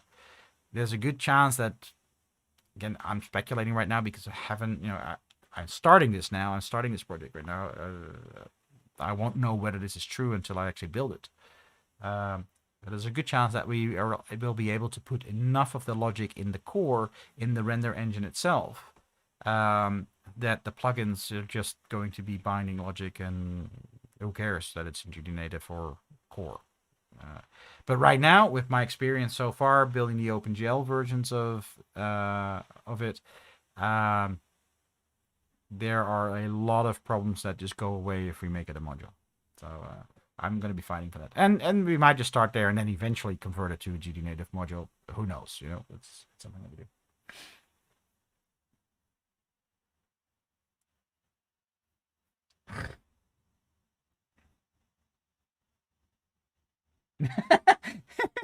Unreal made your laptop burn. Yeah. One of the that reminds me of one of my friends. Friend of mine that I met. Unfortunately, he moved to Melbourne, which is really a shame. Actually, the guy that helped me in the early days, the guy that Munley, whose Vive I borrowed to test my builds when I only had the PSVR. He's actually a big name in the stereoscopic 3D, the 3D TVs and 3D monitor scene. He does a lot of conversions of existing games to run stereoscopic on displays that support shutter glasses. So NVIDIA used to have graphics cards that were able to output a stereoscopic signal, and they had a driver that was able to take a normal 3D game and sort of interject code into the shaders that these games used to switch them over to stereoscopic rendering. And he did a lot of game conversions for that sort of stuff. And I remember him telling me one day that he got hired by someone to do stuff on the Unreal Engine. Because Unreal, it's not open source, but the source is available, and under certain conditions you can do stuff with it. And he told me that he had to compile this thing, and it took a day to compile, and he had a beefy machine, and that thing was burning through through things. Yeah. That's one of the nice things of Godot, the small footprint, the fact that I can compile it in a minute, and that it runs on laptops without overheating them. That's very true. All right, Godot Game Store Insight Godot. I know I need to start programming, but I'm loving these questions, guys. I'm sorry. This is this is one of the most fun chats I've had on stream in a long time. Godot Game Store inside of Godot is suffering from the same problems as a asset store in Godot. It all boils down to the fact that Godot is a non-profit organization. Our finances are regulated through the Software Conservancy Foundation, which guarantees that we have we're a charity, basically, which also means that any donations we get are tax deductible, which is kind of nice, at least if you're in America, if I understand it correctly. But it also means that we are limited to doing things that actually make a profit. And this is also one of the reasons why you wouldn't suddenly catch Godot. Well, look at this Facebook thing, right? Where Facebook is donating us money for me to work on on XR support in Godot. We can accept that because we want to have VR support in Godot. We want that to be financed. And Oculus is willing to put up money for that, which is something we're incredibly thankful for. The moment that they say, we want you to do VR support for Oculus Quest, and this money can only be used for Oculus Quest, and you need to add Oculus Quest support into the Godot core, we're no longer doing things non-profit. We are suddenly doing something for a commercial entity, specifically for them. And we have a problem. Can't do that. And let's be very clear about this. Facebook never, or Oculus never even went down that path, right? I'm speculating here of what Godot can and can't do. From the day that this was organized, it was about how can we help you become a strong player in the VR market. Because if we have a strong open source game engine in the VR market, that helps Oculus. That helps Valve. That helps everybody else, but it also helps Oculus. So that's what the benefit for Oculus is. The more tools there are for people to build VR games, the more people will build VR games for their systems, the better it is for them. But it is all about, we want you to succeed in this area. And that also helps our competitors. We don't care. It helps us. And therefore we can do it. And that's also why the asset library in Godot is only allowing you free assets. You can upload things. Everybody shares. It's available for everybody. The moment that we turn that into, okay, you've made an asset. You want to sell that asset to the community, which is something that we absolutely support people doing, because people who make quality assets deserve to get money for that work. I know that people like Kenny have made a business around free assets, and I love Kenny for it. I'm a big supporter of his work. But not everybody can make that work. And there are really talented people out there who are willing to sell their assets. There are really talented game developers out there who need those assets because they don't have an artist on board. So having a store for that is paramount. But the moment that we do that, all of a sudden we are supporting a commercial entity to make a profit, which you cannot do within the charity foundation that Godot is.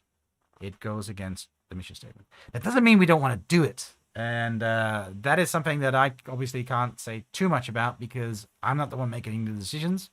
I'm not the one who is in control. There are a couple of third parties that now have asset stores, which is really cool. But obviously, it is to great benefit of Godot if Godot would have an asset store. It will be as great benefit to Godot if we would have a game store. It's good for visibility. It supports the community. It grows the community. Something that we would really want to do, but it has to it has to be done in a form that doesn't endanger the non-profit status of the core engine. And that's exactly where the solution will lie in the future as well. You know, if things come to happen, that's it. You will have the Godot organization as it is today, and you'll have another entity which is allowed to, you know, do things for. Why do you go to sleep? You know, with a for-profit motive. But that is tied to the Blender does that, for instance. Blender has that structure where the core of Blender is, you know, a proper open source foundation that's a non-profit foundation, and then they have a for-profit company that hires out Blender artists, that hire, you know, that makes developers available to do work if people ask for, you know, are willing to pay for work. And they just donate part of the proceeds to the foundation, the non-profit foundation, which is a great synergy. So that's something I'm rooting for. Whether it will happen, time will tell. I know that there's a wish. So. Oh yeah, build it and they will come.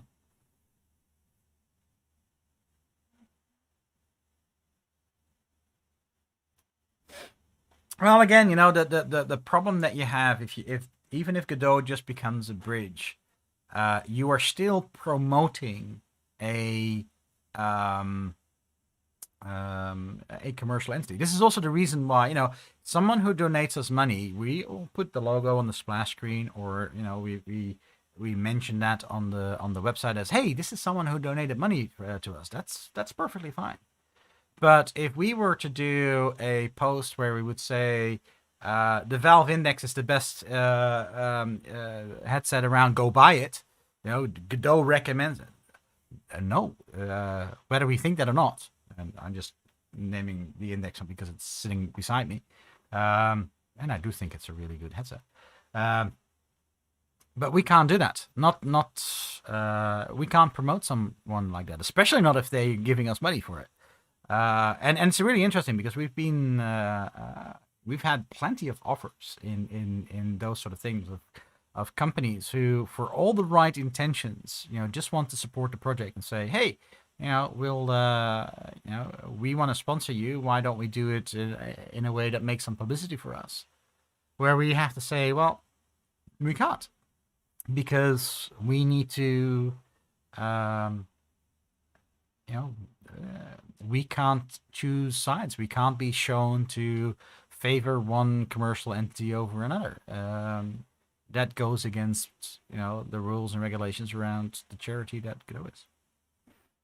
So yeah, it's a legal minefield. Anyway, let's go start doing some coding. Now, one of the things that I am not happy about, I guess I was still in the middle of doing some stuff. Let's actually also open up this guy here, so that I'm in the right place.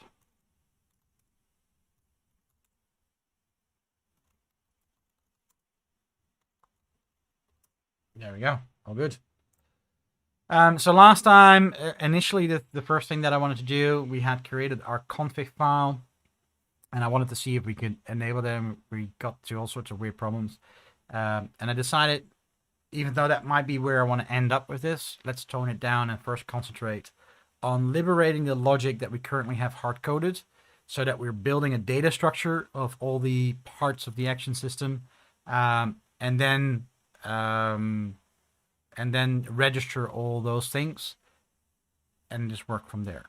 Now, there's two things that I'm not happy about that I'm still thinking about how we are going to change that. The first is that I now have in my main OpenXR API, I have my hand tracker class, I have my action class here.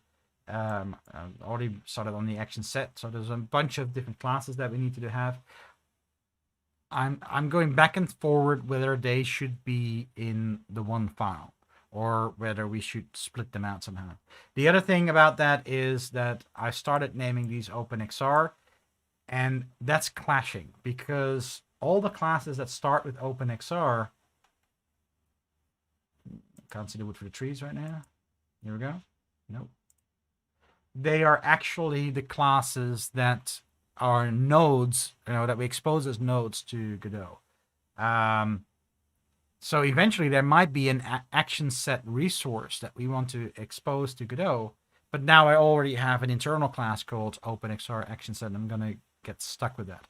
So I'm actually thinking about dropping that prefix for any internal class, because I don't think we're ever going to get into a position where these names clash with other parts, especially because internally they're called XR action sets as far as that. Now that's the other thing that I find ugly right now, is that OpenXR already has structures for the data, but you can't layer them. You can't build, a data set around them that we can expose to Godot.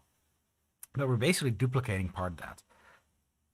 At this point in time, I'm willing to just go down that path and see how far we get, and accept that that is a limitation of what we're doing right now, because I don't even know if this is going to be the final solution, or if this is going to be a dead end or anything like that. We have to start somewhere, see if we can get it to work, see if it's a nice solution, and maybe out of that comes like, no, we didn't like this, we want to do it some other way.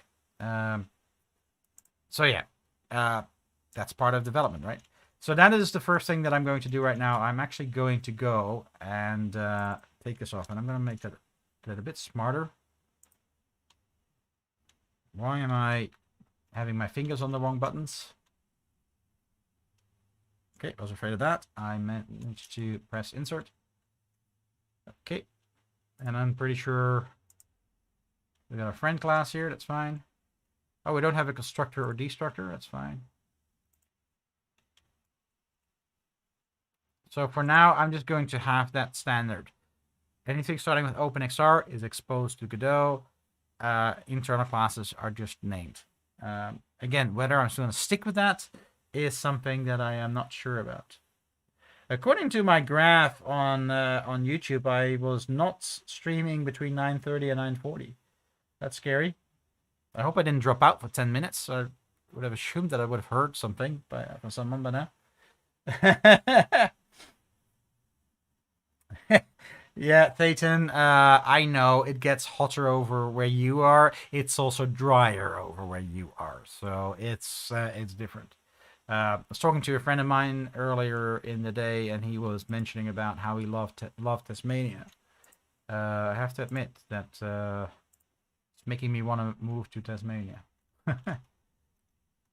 Not sure if that's ever going to happen, but I'm definitely going to visit it one of these days. But climate-wise, it seems to be a really good choice. So yeah, these classes are just containers for the action. And again, the problem that I have right now is the objects that OpenXR has is to actually create the actions in OpenXR. But we are likely configuring this before we even initialize OpenXR. So we need to put them into data structures that we maintain, that can already be maintained before OpenXR is initialized. So that by the time that we initialize OpenXR, this becomes the action set. If we don't do it that way, we run the situation where when OpenXR initializes, we apply the default sets, and then we have to undo that and reapply the actions that the game developer has actually configured. So I want to do that the other way around. I want to have, when our interface is initialized, we will populate this structure with our defaults. And that's also the default that is going to make OpenXR work with the current old-fashioned, quote, implementation of how the controllers work. And then we leave it up to the game developer to say, no, I don't want to actually use that. I want to unlock all the new functionality. I'm going to add actions, remove actions, configuring the way that I want. That might disable some of the built-in logic as a result, which I'm fine with. But then when OpenXR initializes, it's their action sets that gets registered with OpenXR. And OpenXR says, great, I'm going to be using that. And the thing that I still don't know is how the mapping then works. We are going to specify our default mapping, but I don't know whether OpenXR is expecting us to provide an interface to the player to deviate from that mapping because they have they have a headset that's not supported by default or something like that. Or if that's actually part of OpenXR. That's something that I'm still not entirely sure about. But hey, let's build it first, and then we can start playing with it in action, and hopefully we'll find out. My light's moving around. Where's my... Here we go. All right, so...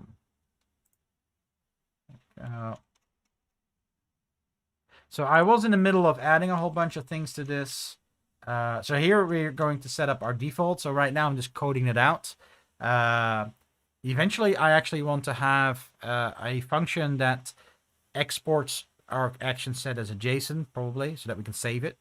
And that obviously imports our JSON, and we'll actually have a default JSON in that we're parsing as a result. So instead of hard coding it in code, we will just parsing that JSON file.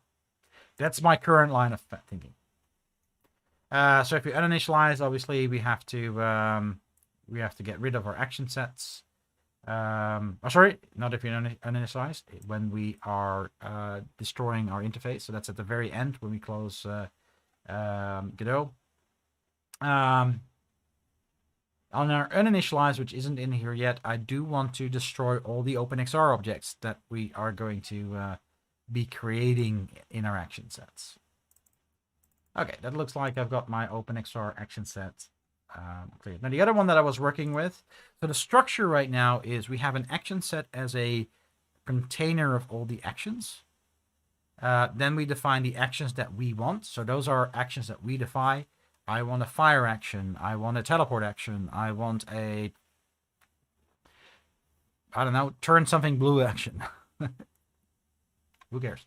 So you define which actions you want. So that's the actions that if something happens, get sent to your game and say, react to the fire action, which means then, of course, that you fire your gun or you fire your tank or whatever. Then the second part of it is that we have our, what were they called again? We've had a really cool name in OpenXR. Oh, it's going to be in here. I think it's profiles. So the layer on top, next to that is going to be our profiles. So we're going to have a profile for every device that we want to map. So we would have a profile for our left controller on a Vive, right controller on Oculus, etc., etc.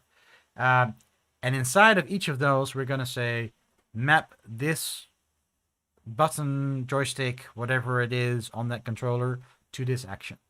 Then when OpenXR starts, it's going to find the profiles that match the devices that you've actually got connected to your computer and bind those to your actions. So that even if I've got my left hand Oculus and my left hand Index and my left hand Vive ones configured, it's going to choose the one that you actually have connected to your computer, and that's the one whose actions are going to be bound and work.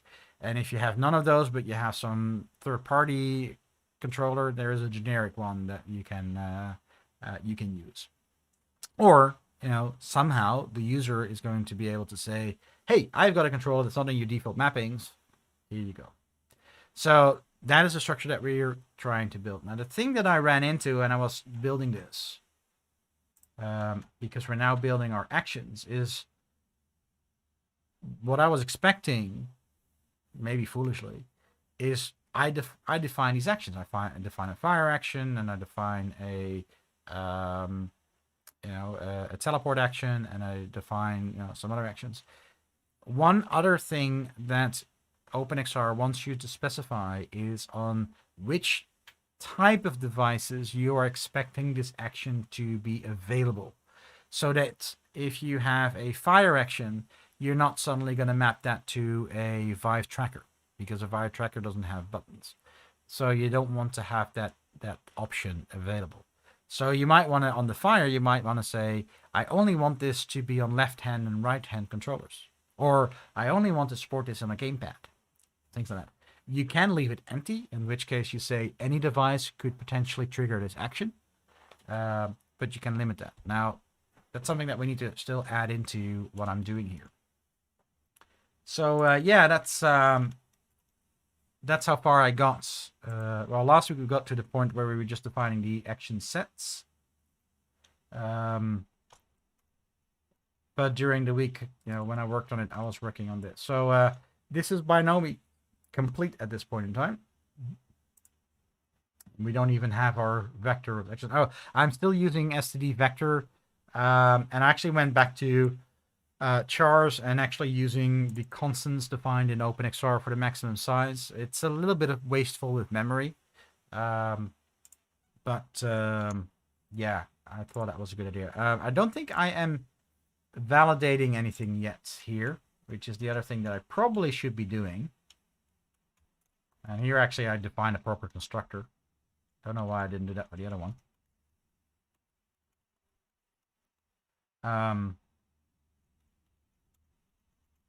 But yeah. So yeah, I'm going to be using std vectors for now, just because I've got that available. Again, this is another reason why I prefer to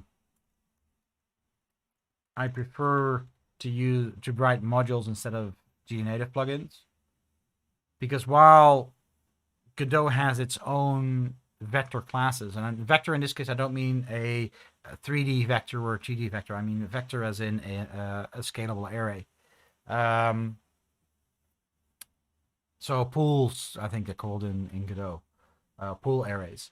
They're very, well, I wouldn't say inefficient when you use them over GNative, but there's a lot of going back and forth between your plugin and the main Godot executable, which is annoying. All right.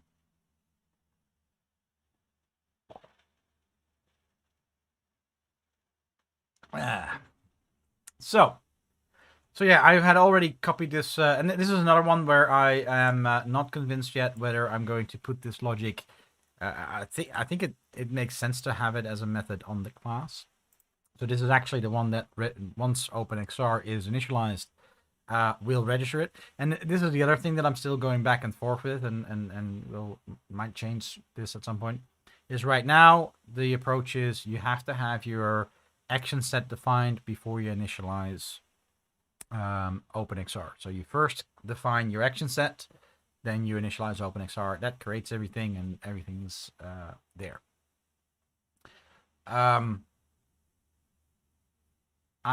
We might need to implement that you can change them on the fly, especially if the user needs to be able to update mappings. If that's not something that OpenXR does in the runtime, but something that we need to do. Now, for instance, with SteamVR does it for us, so you don't have to worry about it. Once you register your action set, SteamVR takes over. We might need to do that differently here. And again, I'm not sure yet where we're going with that. We might eventually do everything with JSONs, just like SteamVR does, and just have action set JSON stored somewhere that we load, so that the user can actually update those JSONs or something like that. Too early to tell. This is exactly why I'm building this in the plugin and getting that experience and sort of seeing what we want. So here we can see our sub-action paths, which is the thing that's missing right now, which is why this doesn't work yet, because we need to register, those things that that will be able to limit how you can bind this action. And again, that's one of the reasons why I get it on SteamVR, because on SteamVR you are then getting an interface in SteamVR to do your bindings. So it makes sense that you want to say, hey, I only want these actions to be mapped to a controller that someone's holding in their hands. I don't want it on a gamepad, or I don't want it on something else. But if we're just telling OpenXR what the mappings are and leaving it up to OpenXR to decide which profile to take based on what's physically attached to the machine, but we are still responsible for the UI for a user to say, I want to configure my own bindings, it doesn't make sense to have those limitations in there. I'm something that I'm up in the air with, and that's going to be something that I need to figure out once I do this stuff in Godot 4 and actually build part of the action system in the core. because the same applies there. You know, the current action system in Godot does not have that limitation. You have an action, and you bind that action to inputs. Right now, those inputs are my mouse or my joystick, and eventually what we want to do is we want those inputs to be bound to a VR device. And that then needs to be translated to what OpenXR expects when using OpenXR. Needs to be translated what SteamVR expects when you're using SteamVR. We're not going to limit what that action can be bound to. Because the whole idea of the action system in Godot is that you offer the user an interface where they can update their bindings, and you just update the bindings in the system behind it. So you're already defining that. So yeah, don't know yet. Still up in the air about that one. That all depends on how well we integrate the current action system of Godot with what the VR action system wants to do. And again, maybe we can't unify them and we need to have a dedicated VR action system in Godot. I don't know yet. We'll see. So our actions has a name and a type. And type, name, and localized name. So if we have a look at one of the actions that is currently defined, I'm going to go and collapse a couple of these things because I'm going crazy scrolling through everything. I'm just going to collapse the methods that we're not interested in so that we can scroll between these things a little bit more easily. I wonder if it's going to remember that, actually, or we're going to lose that at some point in time. Now here, no, it doesn't like collapsing that because of the define, so we'll leave that alone. Session has the same problem. That's a bit annoying. I wonder if this was really worth doing. Maybe we did do it in here. Yeah, no, that's the rendering context. That's our swap buffers that we're initializing. That's going to be... I have to change quite radically for Vulkan. It's going to be funny. Here we go, action sets. So here we can see those... it's a simple XR string to path. So we need to make a container object for that. Because this is used in all sorts of places. Not just for this. But we need to have an object for that. And then we create our action. And what we see is we have an action type. It's that guy. So this is the old create action function that we're now replacing. So it has a type, whether it's an input or a Boolean or whatever. It then has an internal name. So that's the action that's actually gets sent to our game. So we are going to be using that internally in our game. And then we have a description. That's the localized name. That's the description that's presented to the user. And I'm pretty sure that there's a translation option behind that. Now, that is going to be our create action here. So, that's right. Right now, all the actions are hard-coded to always be bound to these two guys. So this is now, at this point in time, a global thing. And that's one of the things that we want to get rid of. We don't want that to be global. We want that to be a local thing. So, and while I'm going to keep those arrays around for a little bit, we're going to start moving some of this stuff. So we need to start with that one. Okay. It's the same, by the way, here. I am remembering what our action set is after I create it. Eventually, we can make that disappear. We have our object. Our object remembers its own action set ID. So eventually, we will just have a true or false being returned from this.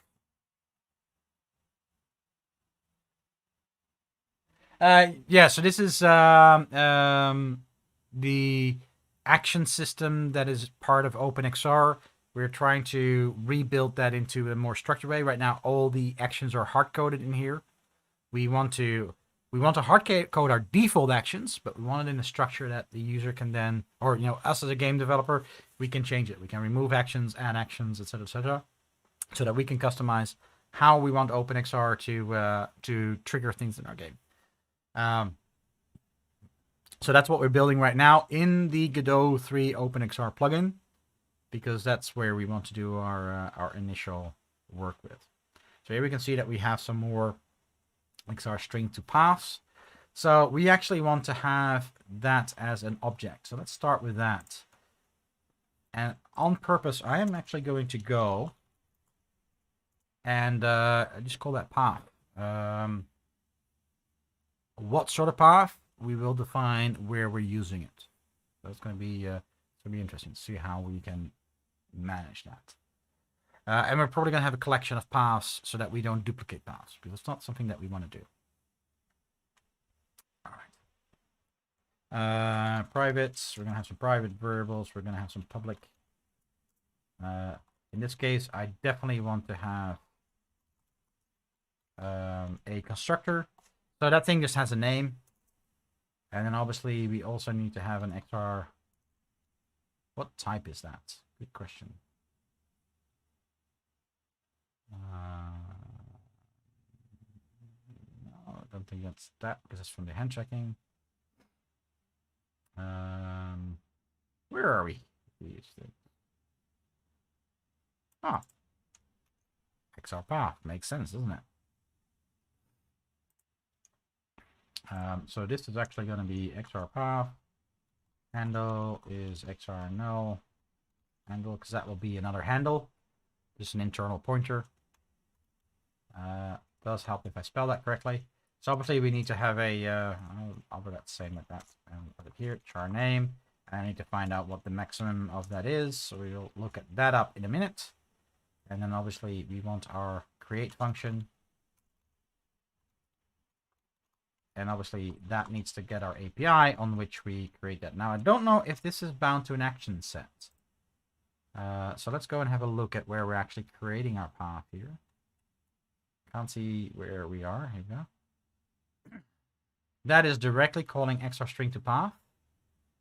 It is using our instance, which is coming from there, but we are not using our action set, so that's perfect. I'm actually just going to copy this. I'm just going to put it there for now. Okay. Because we need to do some more things. So the other thing then is, let's actually go and look up that thing. Okay, so I need to go, where are my...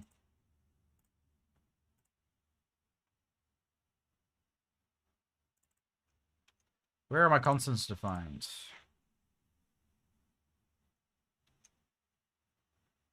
Okay, so do we have a max path length? Yes, we do! Yay! Alright, so that's going to be a max path length. Cool. Alright, let's go implement these guys. Let's go all the way up here.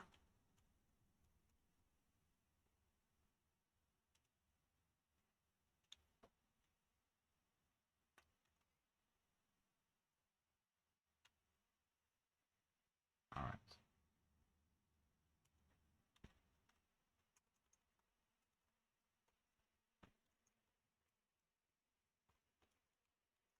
All right.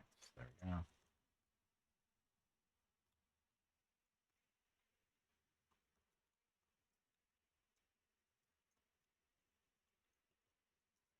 There we go. I probably need to make some more friend classes out of this. Let's actually do that before I forget.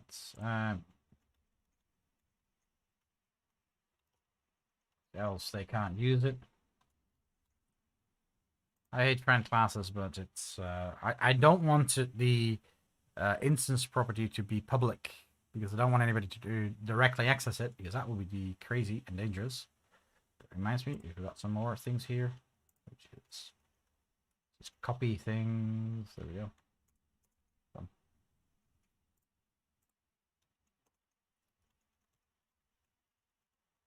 So friend classes it is for now.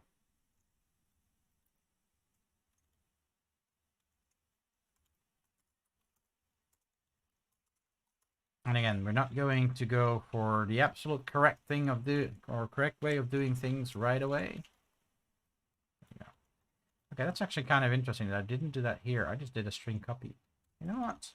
I don't care. Let's just do it like that, because why would we, for something simple like that, why would we do it any other way? So here, we're just going to return name. I think I did the same thing here. Yep.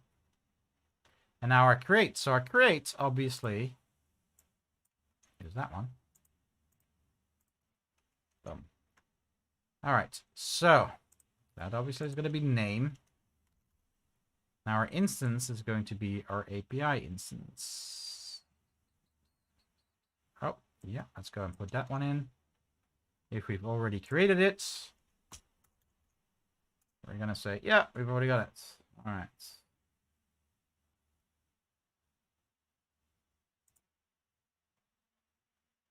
Interesting. So this is...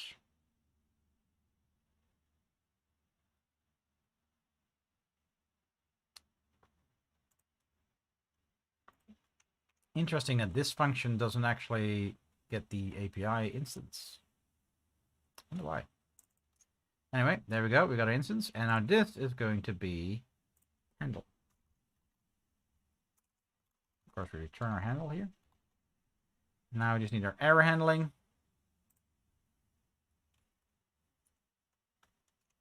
Oh, we got our XR results is results thing.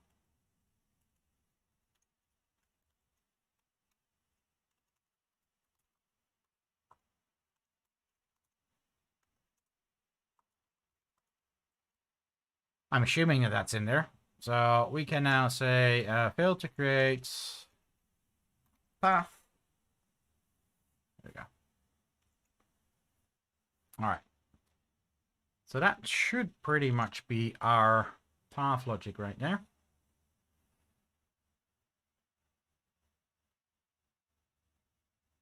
Okay. Now we're starting to get into a little bit of difficulty because I'm trying to step by step replace the code that we have really at the other end of this thing, isn't it? That we have here. But I don't think I can do it step by step because the moment that I'm creating these, they're actually going to be created inside of our action set. And then we'll no longer have them available outside here. Which is what it is, I guess. I'm wondering if... where are these used? So we got that there.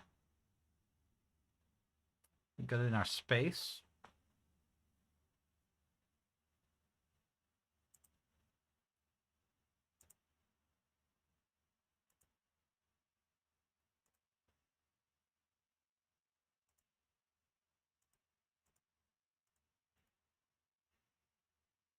So obviously we're trying to replace create action. That's fine.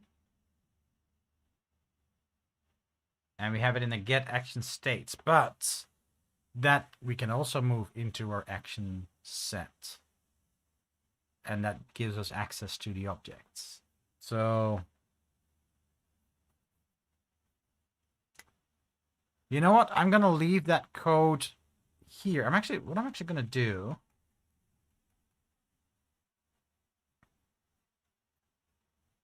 what I'm actually going to do, because that's the other thing. Action set. That's internal, isn't it? All right. We're actually going to change what that returns.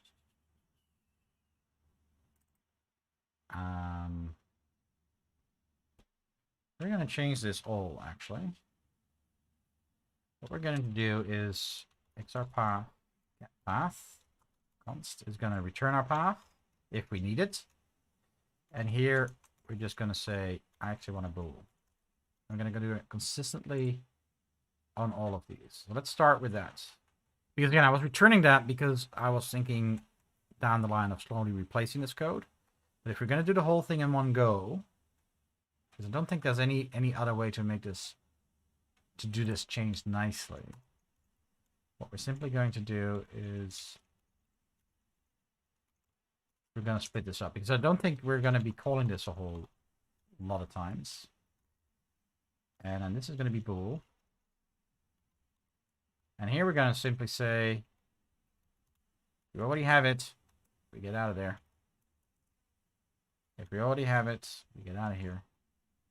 And if we failed, we're going to go and fail. Now I'm going to assume that if it fails, it's not going to update our handle. Because we've initialized that as XR null handle. We still need to destroy here. We'll do that eventually too, but not yet. Okay. So there we go. We got our pass. That's really cool.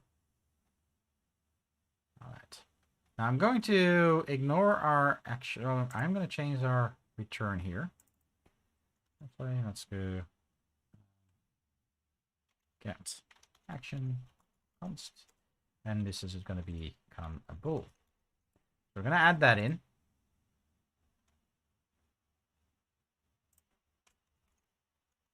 There we go.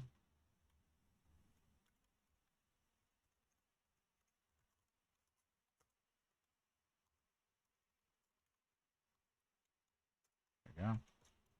So if we have it, we're happy. Oops. Put it aside. And if we're happy at the end here, we're going to return true. And if we're unhappy, we're going to return false. Perfect. Now this, again, this needs to change. We're going to come back to that later. It's first going to go back to our action set. Same thing here. Get action set. Here we're going to say get action set. Boom. Bool. Which means that here we're now going to go do this.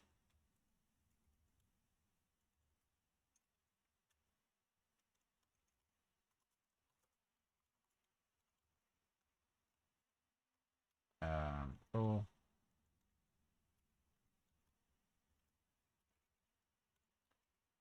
True. True. There we go. All right. Now, one thing that's really interesting here.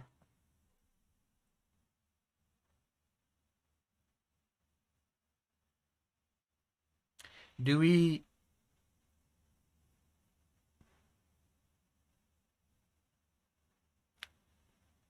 could have multiple action sets. This is one of the things that is actually going to be interesting once I migrate this to Godot and implement an action set in Godot itself.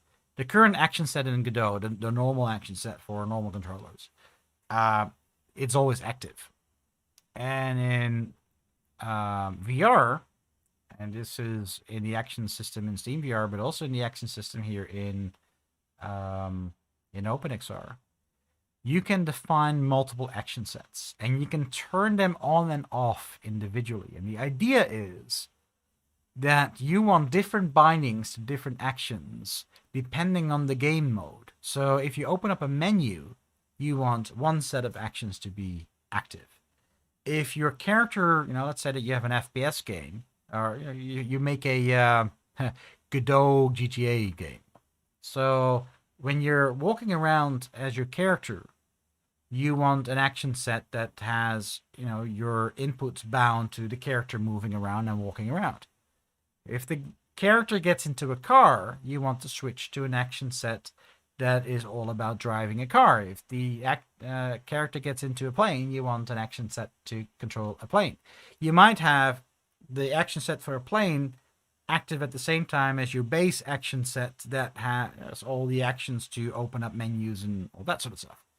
So instead of having one big action set that's always available and actions simply get ignored depending on what scenes are loaded, in OpenXR, you're compartmentalizing that.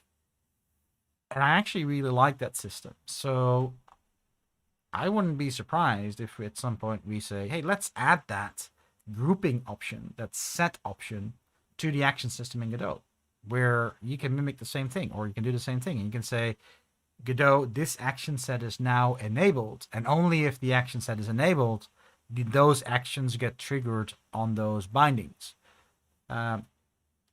Which means that you can implement the same logic. When your character is walking around, your arrow keys generate the actions that control your character. If your character's in a car, your arrow keys control the steering wheel and the gas pedal, that sort of thing. So, hey, Rodzilla, welcome back. Ooh, pizza's nice. Wow, I like pizza.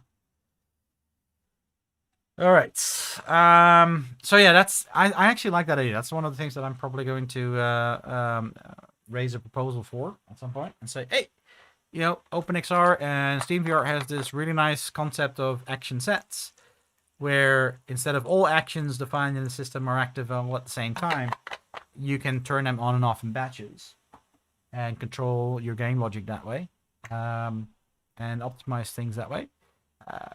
And then we piggyback on that. So the problem here, of course, is when we look at our paths are not bound to our action set. Basically, really what the path logic is just a string container, right? That's all that XR path, I think, is. So I think our paths are going to be defined before we start initializing our init sets. Because if we look at, let's do the bool thing first.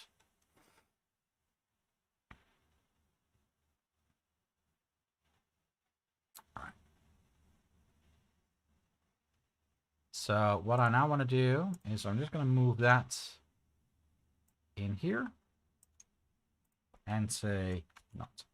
So if we fail to initialize our action sets, then we go wrong. Now this is already in a loop. So the first action set that fails, we exit. Actually going to make a remark here.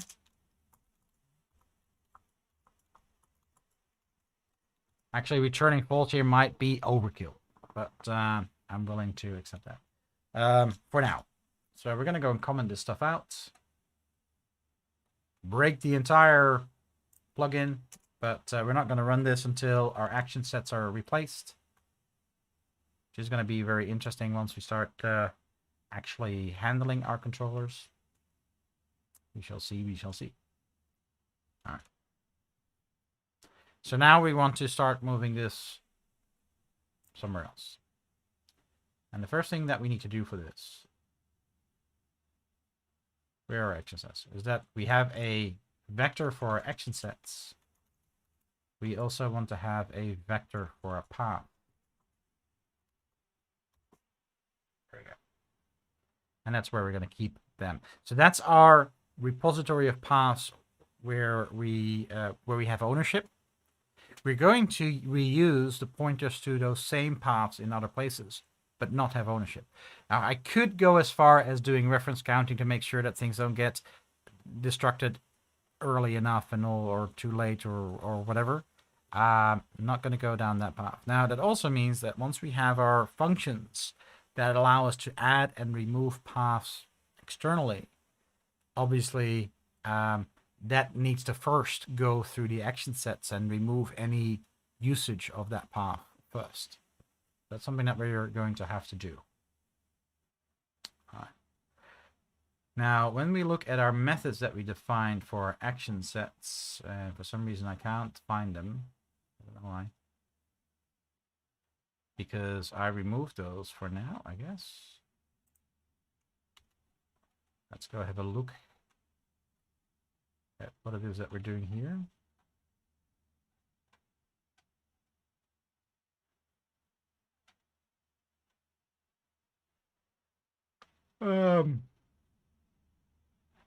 Where's our constructor? It's too many things, like I said. Oh, we might have collapsed that one.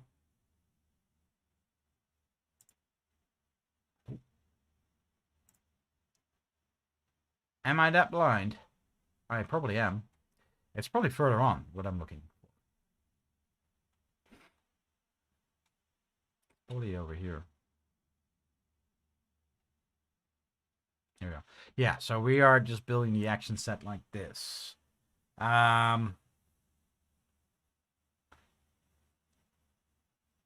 go down that path for now.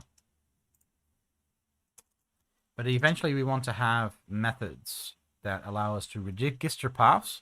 And there, of course, we want to make sure that we do not duplicate paths. So we want to look in our vector whether a path, and in that case, at some point we might switch to a dictionary, but I think that's overkill at this point in time. But we might want to loop through our vector, make sure that the path doesn't already exist. If it exists, we just, yeah, we already have it. And if it doesn't exist, we add it in. And then obviously remove path, that also cleans it out of our action sets. But for now, we'll just do it this way. Register all our paths. Now, this is where we're going to be doing some backs and forth, but it is what it is.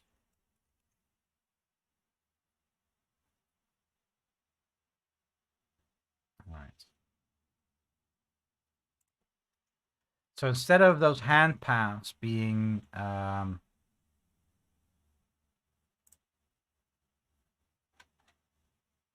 part of our instance, we're actually going to encapsulate those in those objects.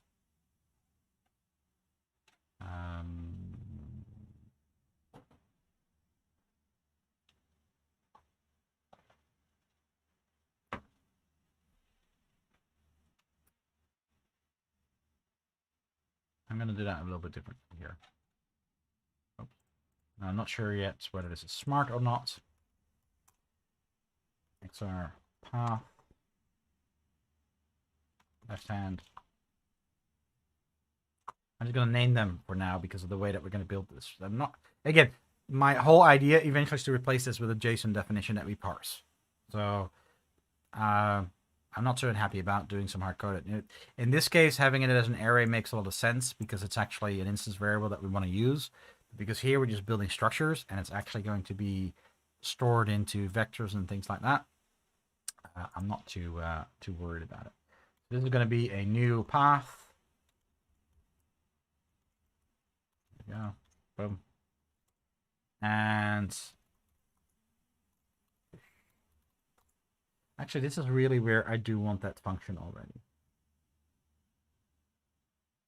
Let's actually make that function. I think that makes a lot more sense. So yeah, we're going to make that a part of our config. Or actually action system. Call that so this is going to be called our register path const char pointer p name. Boom. Cool. Let's go and define that function. Set form. I just want to have that. Oh, look at that. We still have the internal functions there. That's kind of cool.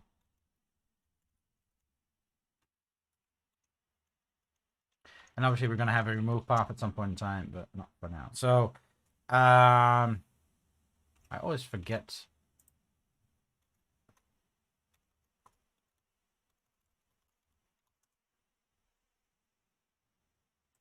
I always forget how to do these loops the proper way because I actually don't like this syntax, but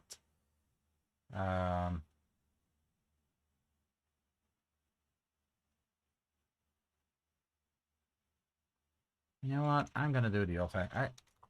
I really don't like the iterative syntax. I know it's slightly more efficient, but I don't know. I've never gotten very used to it. Size. So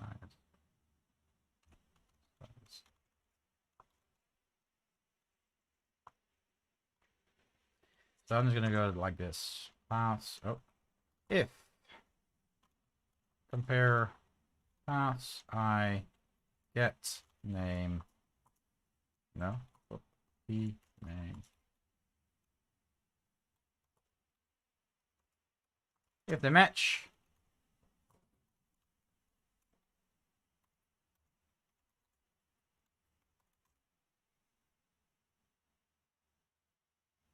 No, I don't want to return extra path. I just want to return path. So we're just going to return our path here. So let's go and change that here. We're going to return our path object because we need to introduce that in other places. So if we have a path that already exists, we're simply returning the existing path. If not, we're going to say path.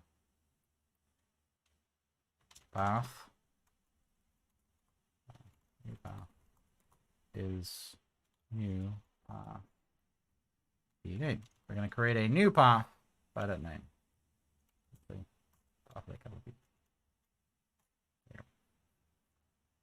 And then we're going to say paths, push back, new path. We're going to add our path to our vector. And then we're going to return that pointer that we just created. There we go. So that's how we add a new path into it. Godot does not use STL, absolutely not. But we are not in the Godot core logic here. We're in GD native. The internal array objects in Godot are, I don't like using them a lot in GD native because of the problem is that all the allocation and all the logic is actually happening in the core. So instead of it being efficient inside of your code, you're bouncing back and forward between the core where the memory is and your DLL where your code is. I find it very iffy. So in my GD native objects, I tend to actually use STL in certain places where it's just simpler to use. I'm not saying STL is better, far from. STL is crap. But for something simple like this, it does the job, right? So yeah, I tend to use STL in at least the simple ones. std string, std vector is probably the only two STL objects that I use in GD native. So yeah, shoot me. It's what I do. I'm willing to make a concession there. All right. So now I can simply say register path left and register path right. And I am putting them into temporary variables so that we can start using them here and there, but at least they're there. So the next step is to actually create these paths. So let's go to our action system. Oh, I also did the for loop here instead of using the, oh, and I'm using uint. Okay, let's use uint because else our compiler is going to complain about the types. So, why did I put int there? It doesn't make any sense. Go away. Okay, good thing that we had to scroll back to that. So yeah, and again, I know that iterators are supposed to be better. Is that going to tell me that there's two eyes, or is that going to be encapsulated enough? I don't know. We'll find that out soon enough. Bus, dunk.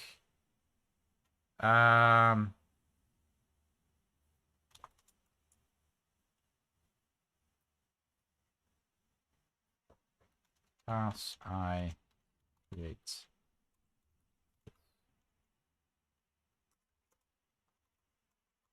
And again, I don't think we're going to do this return in the end. We're probably just going to, or we're not going to error out. We're just going to say, sorry, this action set is not valid. Things will be broken. Things will not work. But go and fix it up, right? Because else you can't. So, but for now, I'm just going to be a real hard person and say if your action set is broken, then we don't initialize. So yeah.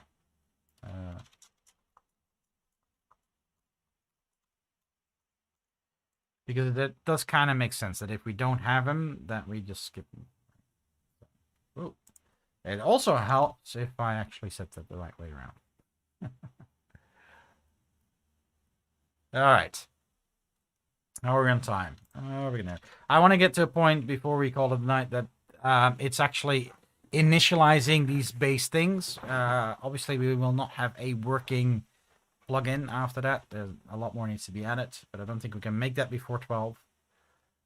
But it's all about building the core bits and slowly building this out.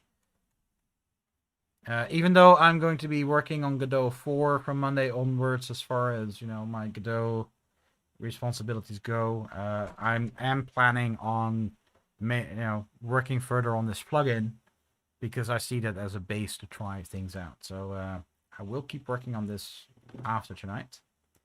The other thing that I wanted to do here, I just wanted to go to the destruct.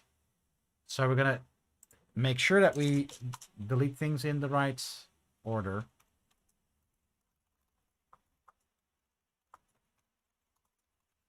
But we also need to make sure that we free up a whole bunch of these things, which currently we're not doing.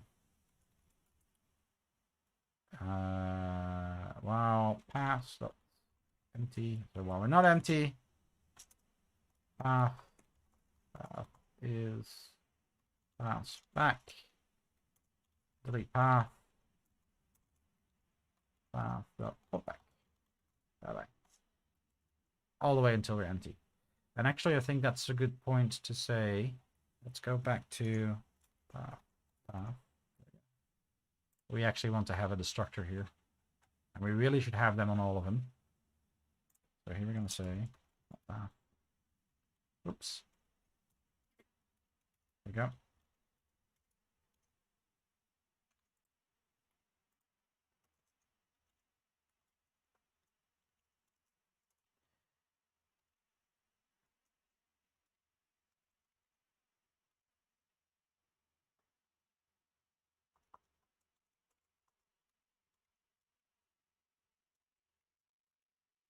Come on.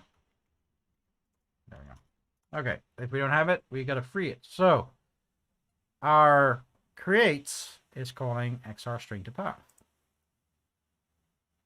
Okay. Let's have a path to string. That's kind of cool. Do we have a destroy string? So we got a destroy action set, but we don't have a destroy string. Or is this just not in?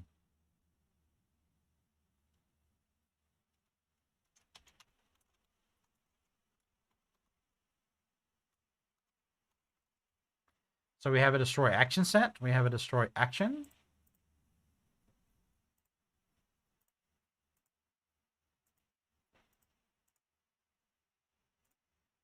We have a destroy hand tracker. Okay.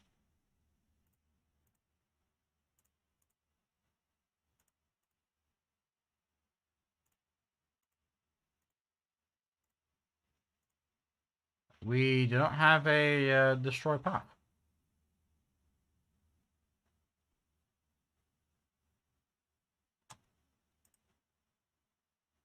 That's weird.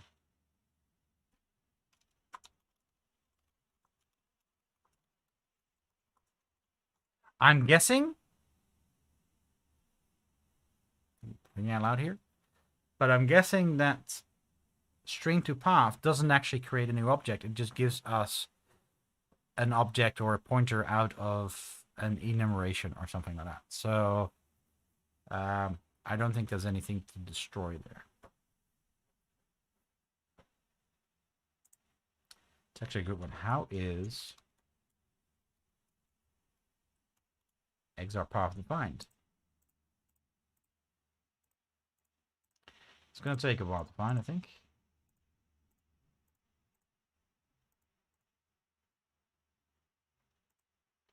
I think I need to go all the way back to the top and then say find. There we go. It's an atom. Okay.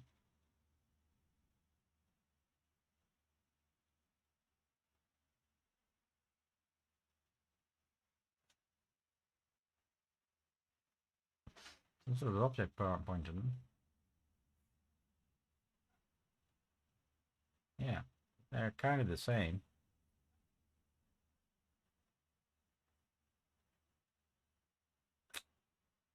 Oh, I'm guessing that that indeed that all the because that's really a hard-coded list of paths. It's a finite list of paths that are defined by the different possible devices that OpenXR handles or supports. So yeah, interesting. It's fine then. Obviously, we do want to do it everywhere over here. So obviously, I want to in action.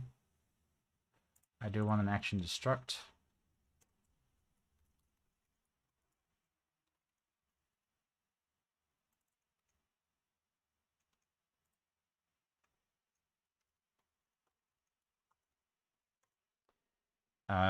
If handle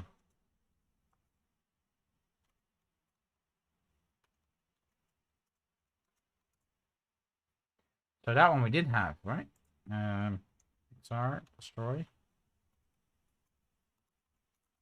Okay. There we go.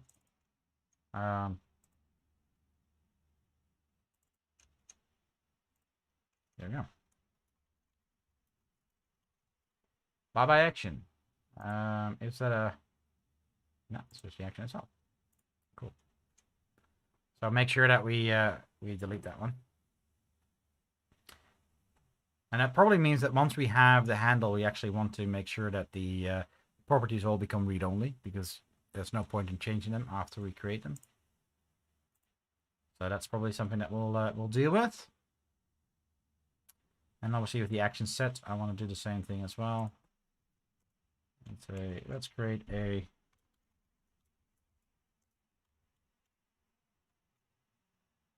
destructor there. We might also add a constructor there. We'll see.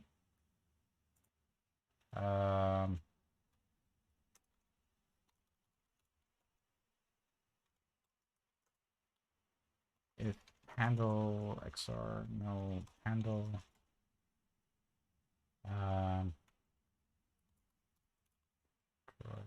Sets. There you go. Bye bye action set. Now in this case, I actually want to also look through the actions in the action set, but we haven't defined it yet. That's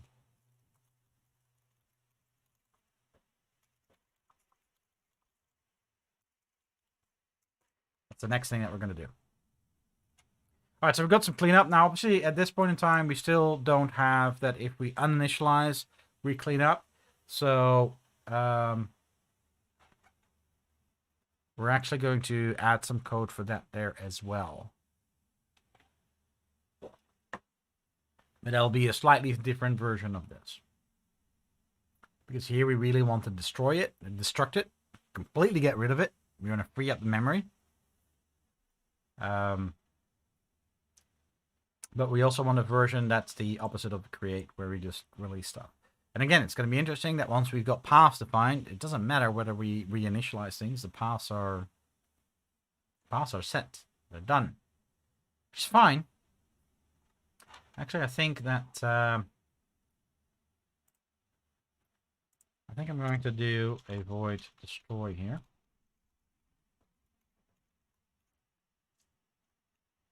And we're going to do that over here as well. I'm going to implement those. So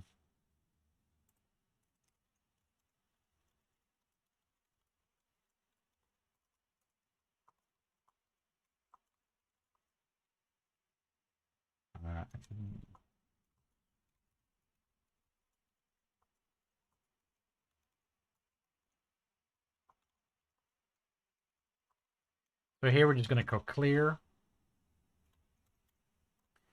And we'll define that in a minute. Now in this case, we are going to go and destroy our action set. That's fine.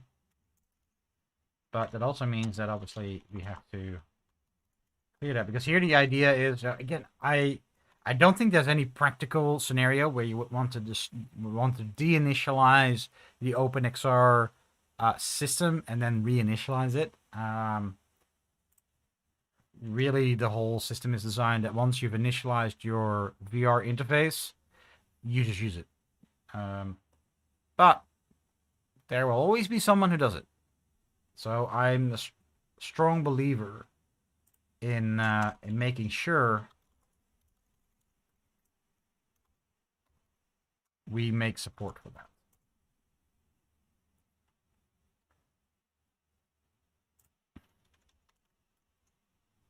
Even though I really wonder whether that is ever going to be smart. So here we can just destroy our handle. There we go. Happy about that. All right. So now obviously we have to make sure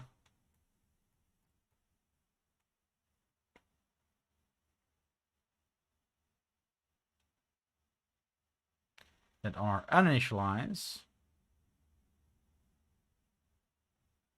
we actually deal with that. So not on here, but on here.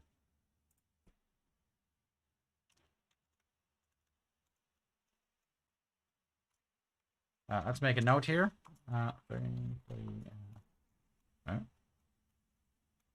Strangely enough.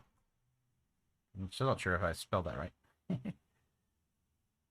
Oh, hello world, Sonia. A little bit more complex than hello world, I'm afraid. Strangely enough, we can't destroy paths.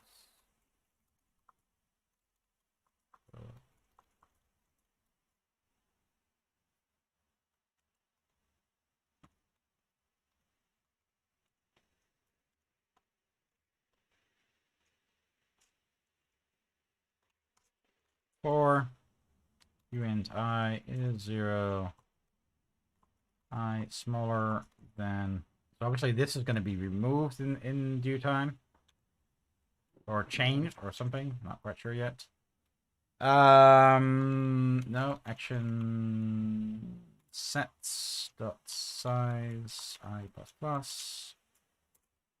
Action sets I destroy.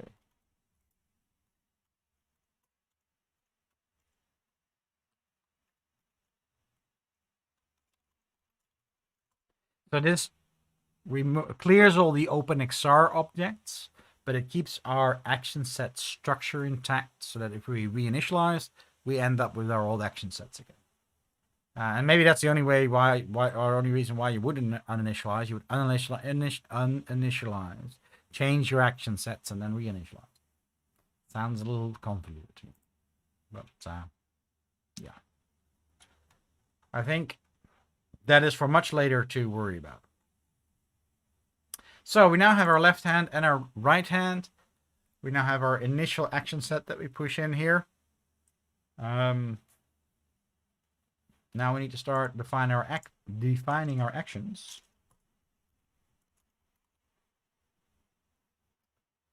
That's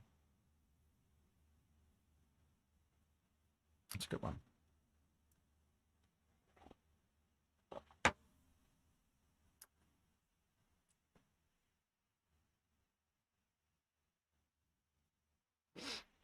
That is a good one. How are we going to do that?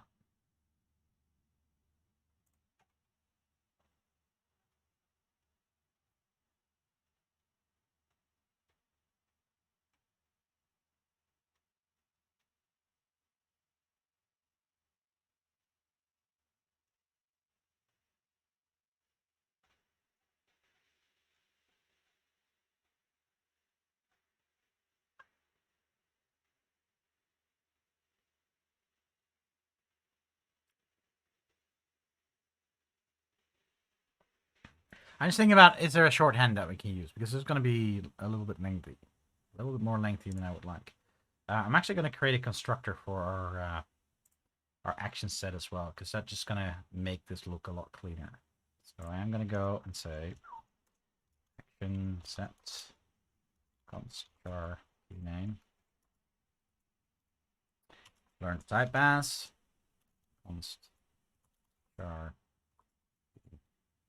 localized.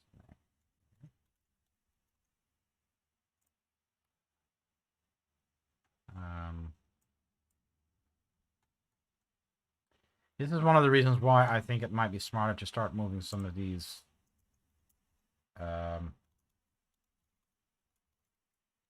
into their own files. It just becomes a lot easier to navigate. Okay.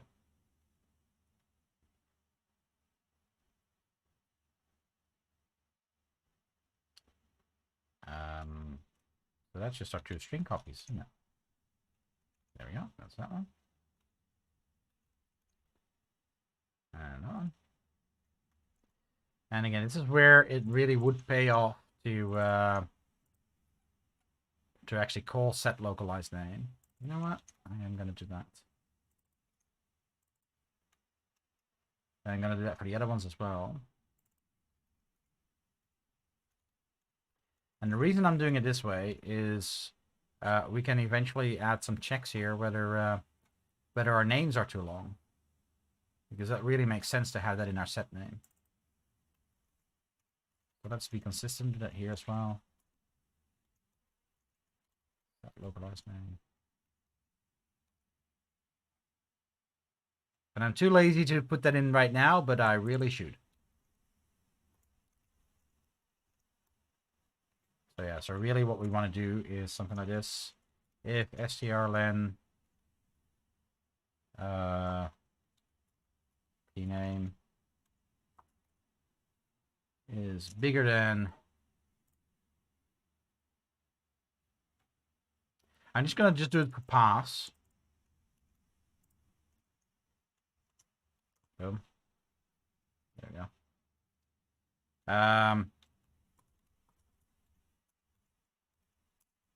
So we really should do it for the other ones as well.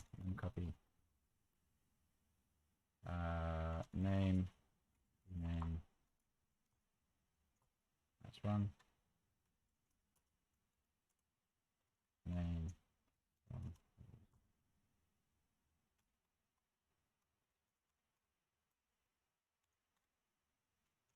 And of course, our null terminator. So if we have a name that's too long, we're just going to truncate it right at the end. If we have a name that's the right size, then there we go. We just do what we want to do. Is there a Discord for my YouTube? Yes. I have my own Discord server, but currently it's only for people who are patrons. I am thinking about opening it up for a wider audience. Simply because I don't really see it that much as a Patreon benefit. If you just want to talk about Godot and XR, join the Godot community Discord. You know, this one over here. Click there, you get redirected to the Godot Discord, and we have an XR channel on the Godot Discord. So that's the other place to be, and I'm usually there as well. So I do want to restructure my my Patreon at some point in time, because it's I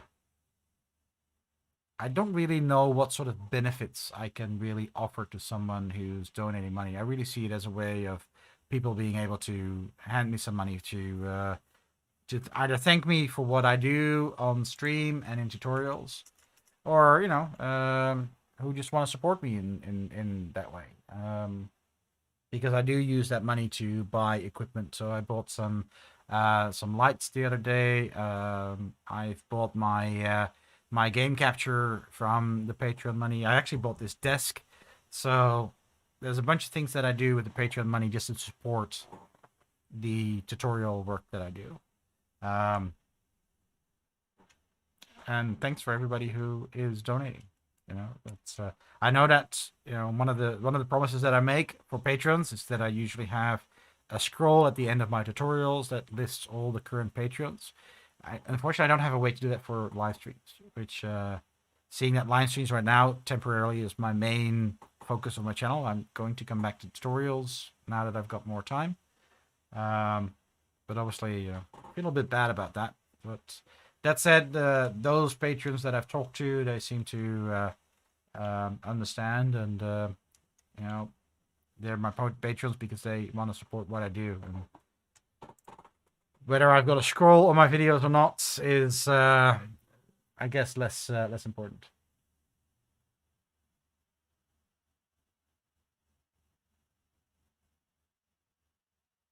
All right, Essence Reader, yeah, that's cool.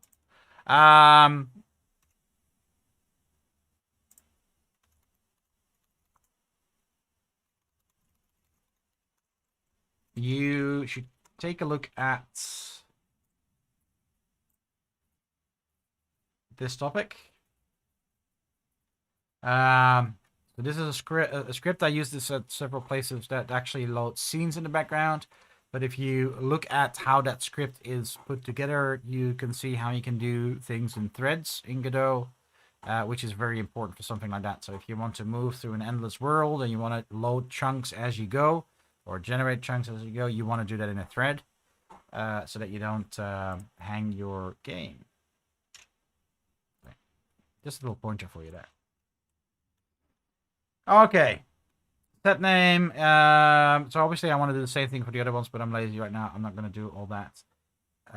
Again, the chances of someone putting something in there that's way, way, way too long is slim, but it's going to happen. It's going to happen. Someone's going to do it. So might as well, because that's one of the downsides of doing everything in C and C++. It's very easy to do stuff that will overflow memory. So better safe than sorry, they always say. All right, so we now have our action sets. We now have a nice shortcut for creating that. So I want to start using that. So let's go back to... This file is way too big. I'm going to find some time to split it out into separate class files, because this is ridiculous scrolling through these things. Okay, where are we?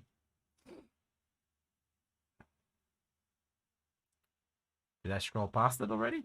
I hope not. I have a feeling I scrolled past it. You know what? There we go. We found it. So our new action sets can now have these ones in here.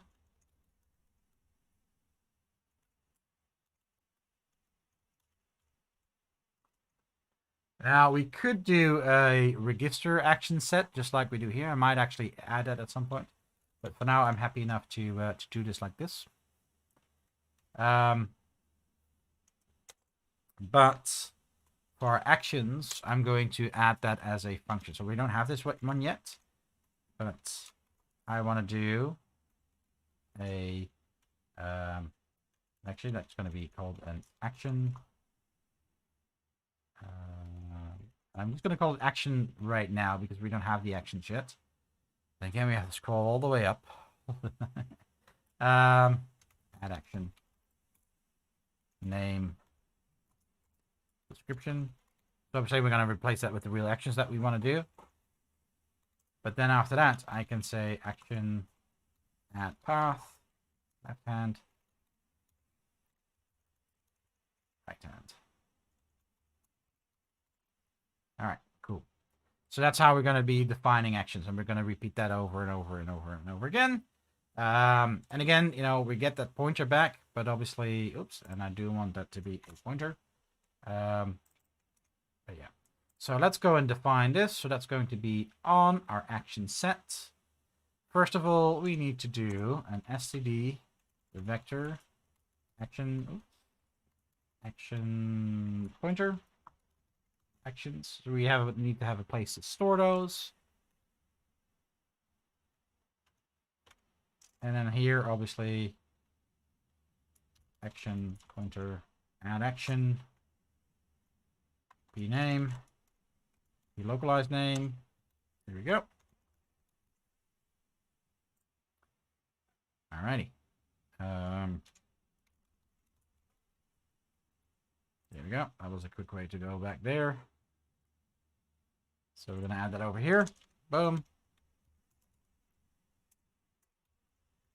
Action set. So what we're going to do here is action pointer new action is new action p name p localized name. There we go. Cool. Then we're going to do actions.push back new action. And then we're going to go and return our action. Perfect. Now here I'm not checking if the action is already registered. We probably should. Probably should put a little loop in here and say, hey, if we already have this action, that's on edit. But yeah. Good day, Decling. How are you going? All right, so that now means that we can start doing this. So in this case, we are destroying. So here we're going to say, while not actions dot empty. Is empty or empty? I think I got stung by something because I got an itch. Empty. Perfect. So while it's on empty, we're going to say action is actions.back. We're going to get the last one. We're now going to say delete action to destroy it. And now we're going to say actions pop back to get rid of that last entry. And we repeat that until our actions are all empty. Cool. Good. Now for our destroy function, we're going to say for uint I 0, I smaller than actions at size, because here we don't want to destroy them. Here we just want to, not C++, I++. And I get rid of those spaces. So here we're simply going to say actions I dot destroy. So we're going to just call destroy on that. Again, destroy is just going to clean up all our OpenXR objects, but it's going to keep our action set intact.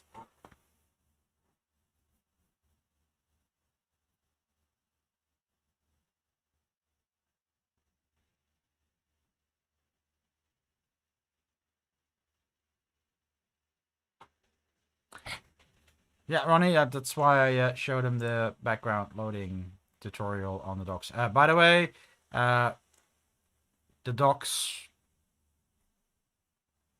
look at the docs. Don't underestimate the official Godot docs. There is a wealth of information in the docs. Do keep in mind that we have different versions, so you can go to the latest if you want to see what people are currently doing stuff with.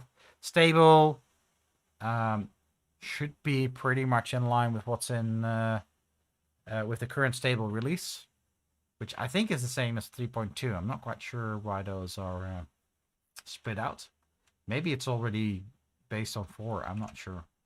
I don't think so. I think latest might start having stuff for Godot 4 in there. I'm not sure. Because Godot 4 is definitely not stable. All right, so we've got all these things coming in. So the other thing that we created was the add path on the new add path on that. So that is just to know which paths the action is restricted to. So what we're going to be doing here is we're going to create a vector of path pointers. Now, what was that called when we create it? Sub action paths. Okay. So let's go and call that sub action paths, just to keep that naming convention going. And that means that we now are going to do a void add path pointer path. There we go. All right.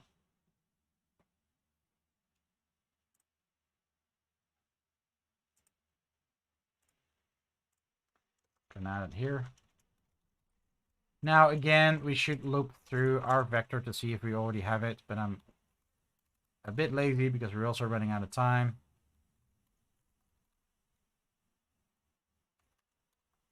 So we're just going to push it in. Now, for our default action set, I think almost every action, or probably every action, is going to have both hands. It doesn't really make sense to have anything else. But obviously, once people start configuring this, they might want to just have an action that has only got one path. Or, you know, they might want to bind things to a gamepad or allow those or something like that. So, and maybe even for a default one, we are going to add gamepads or stuff like that by default. Although I'm personally a big believer that you should use Godot's existing system to use to do Game Pass, because we already handle the Game Pass. It's kind of double.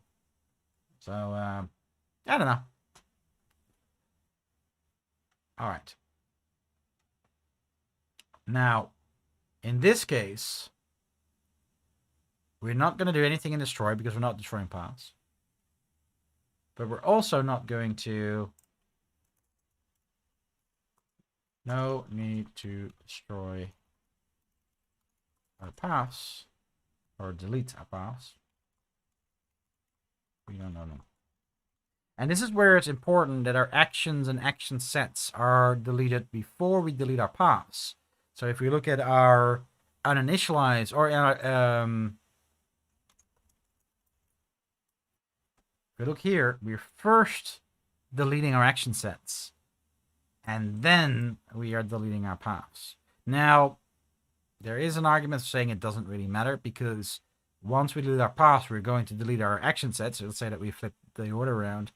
There's nothing happening in between that actually uses those paths. So there's an argument saying that doesn't matter. But the purist in me says, because our vector here, our path vector here, owns the paths, it keeps ownership. I believe that anything that consumes those paths needs to be destroyed first, so that we never run that risk.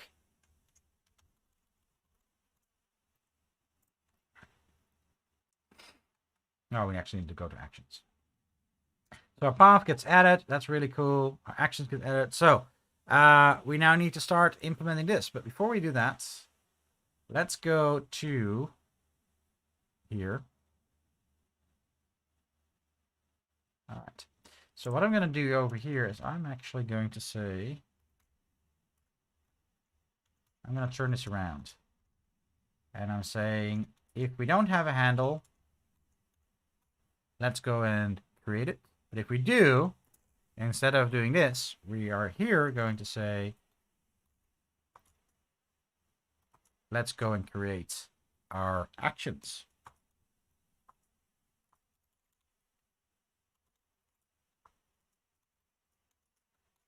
All right. So here we now need to do actions.create the API, and we're going to send a handle here. Now what I do also want to do is, if that fails, return false. And again, do we ignore it? Because there is an argument saying that if we can't create an action, we create as much as possible, and it's up to the developer to react on the things that couldn't get created, and clean them up or change them or fix the problem or something like that. But for now, I'm just going to actually ignore. It's not going to be just log this. I think that's a better way to describe that. For now, I am going to just get the hell out of there if it doesn't work. All right. So that now goes through our logic to actually create our action, but we have our hard-coded paths here. So obviously we need to go now here we can exit right away if we don't create, because we don't have any sub details to create here. So this is where we actually need to create a new vector. Now,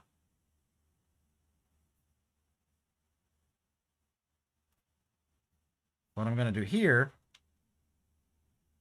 I have two options. One is we can just have a temporary buffer with the maximum size. Let's just go down that route, shall we?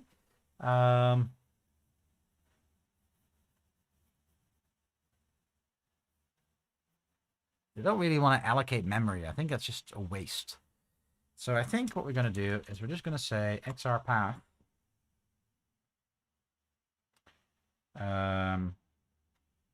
Paths and crazy number. It's a very small memory footprint that we're going to create here. And what we're going to say is, actually, for that, I want to go in here.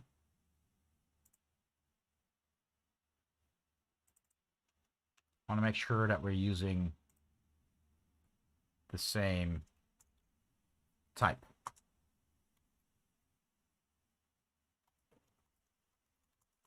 And we're going to default that to 0.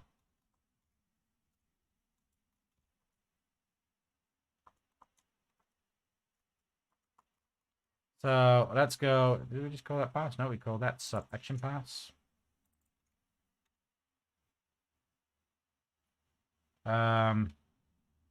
Size. So we're gonna look through that.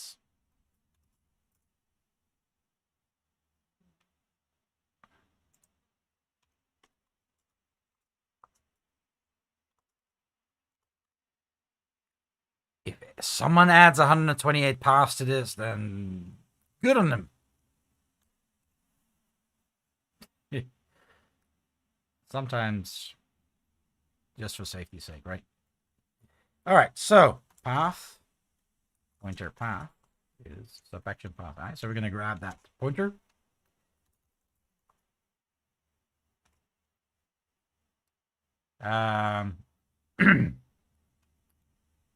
Actually, no. What I'm going to do here is path num of paths is path. Yeah, path. So if it actually was created, and let's hope that that actually becomes a null handle if it's, because I'm not quite sure if that's actually a handle or something else. But if we have a null handle there, then we say we indeed added something. Else, we're going to ignore that we added it. All good. Which now means that that becomes that. And that becomes that. Perfect. All right, cool. So that solves that bit. And then we create our action. All right.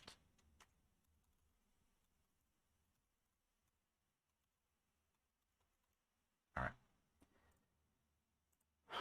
So here,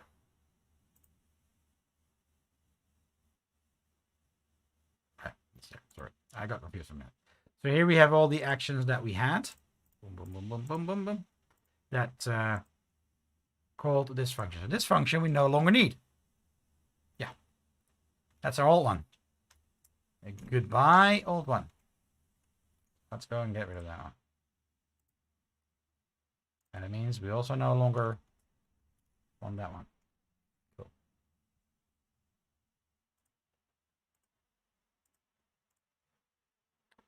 Now I'm just going to go and start with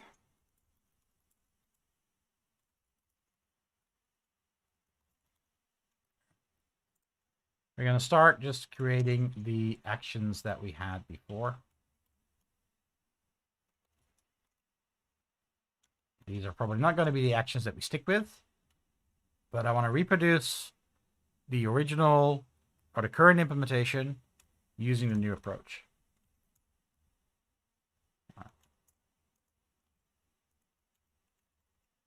Oops. This is just to encapsulate this so I can actually just copy that. Don't have to worry about using the same name.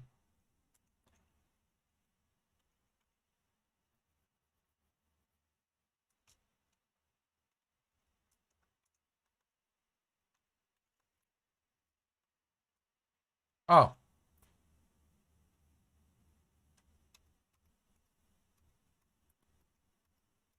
Sorry. That also has a type. Completely forgot about that.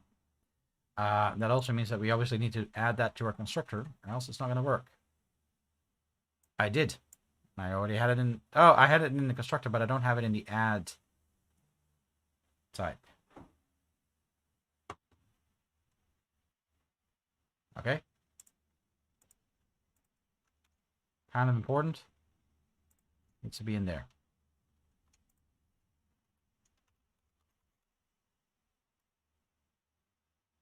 Oh. Oh, good thing that we looked here, because I forgot to put that in front. That's what you get when you copy stuff from the wrong place, I guess. All right. So let's do it the correct way this time.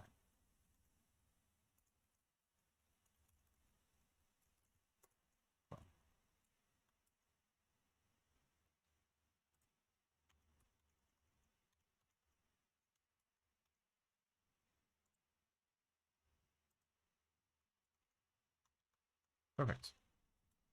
Next.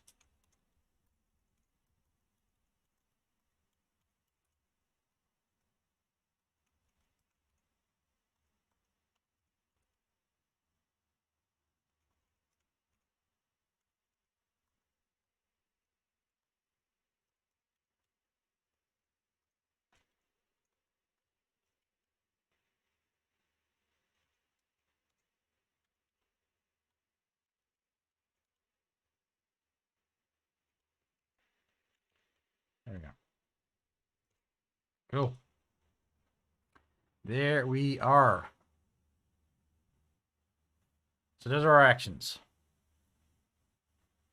We're already at 12:30, so I think we're gonna round over. I'm gonna see if I can actually compile this.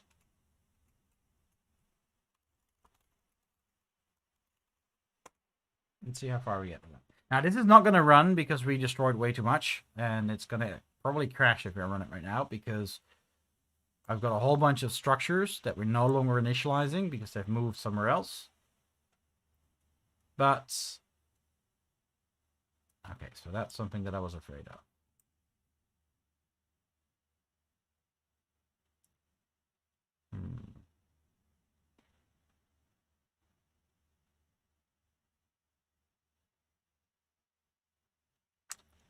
Okay, so I'm guessing that we can't really, because this isn't a handle. That's the problem.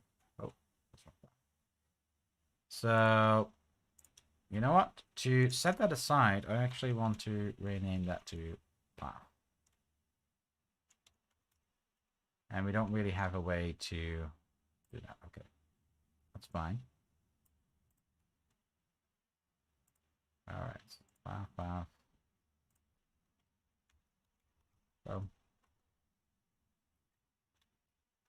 that's not called path. That means we have no way of knowing whether that's already worked. It's fine.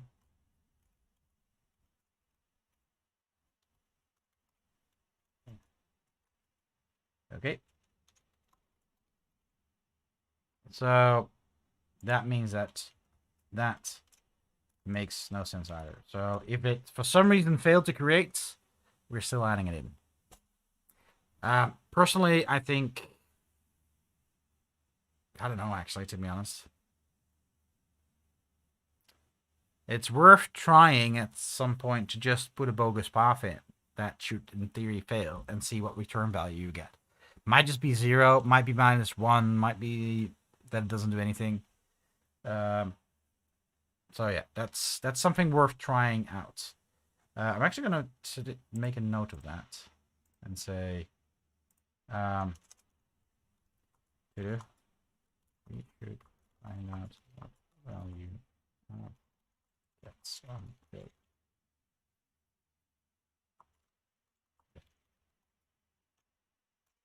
So that's something that we need to have a look at later on. But for now, we're just going to do that here. And then again, if we do get a failure, we would skip the number paths.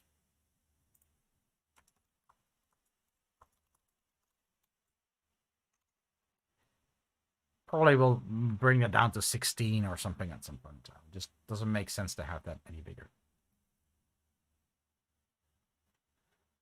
But hey, better safe than sorry. It's not like it's going to be a lot of memory or anything. It's only, it's freed up right away anyway. Okay. And I'm assuming that once we send that to OpenXR, it makes copies of all that into its own internal buffers, and it's not relying on us keeping that memory alive. Because that would be really dumb. Okie doke.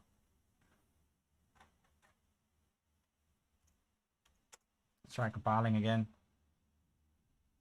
That should fix that one. Okay, what's the next one? Did you forget a semicolon? Very likely, because I usually forget those. Yes, I did.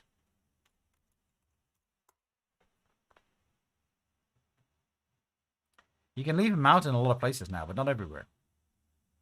And there's 1 or 2 places if you put them in that's also a problem. Consistency. Okay. Line 125. We still have a problem.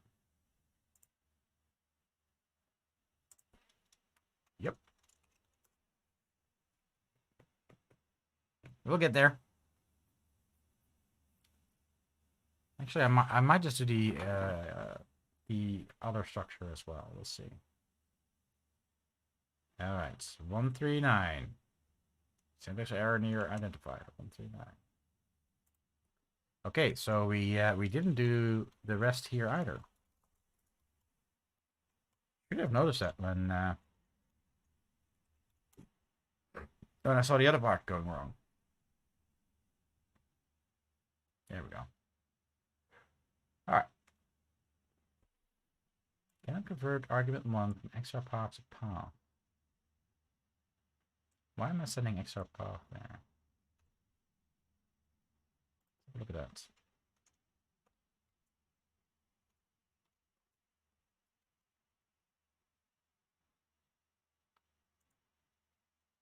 Because that's not using path, it's path pointer.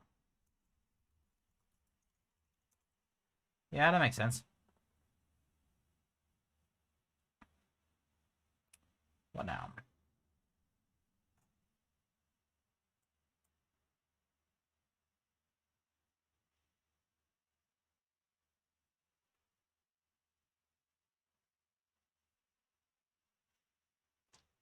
All right, let's start with this one. 7-3.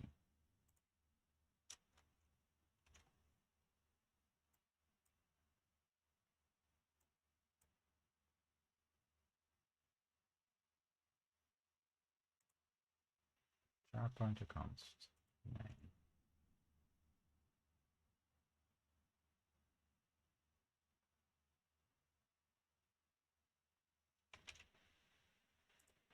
Why is that even a const? That's not a const. What's it talking about?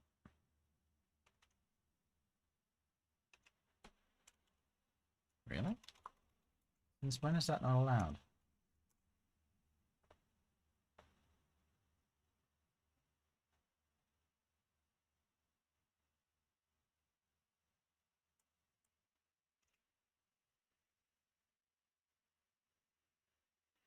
Oh.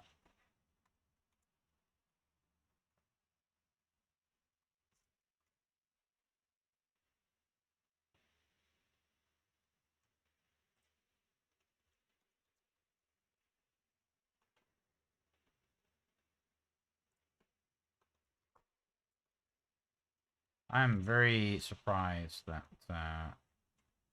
it doesn't like this. That's new, I think.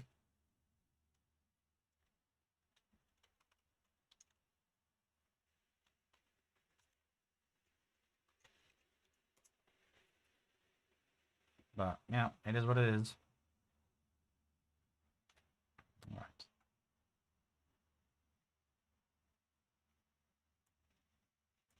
$109. What did we do wrong there? 109. Action, action. Ah! That's why that went wrong. Why are you... Yeah, there we go. We'll get there. This is the boring part of programming. Finding typos. But we all make them, right? Overloaded, which... Okay, that's one that I forgot to change. So that needs to become a bool.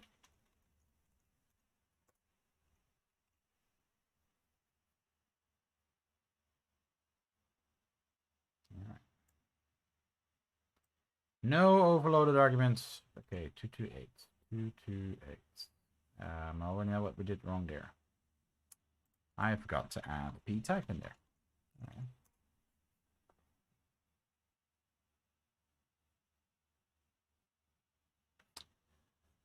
Getting close now. 255. That's...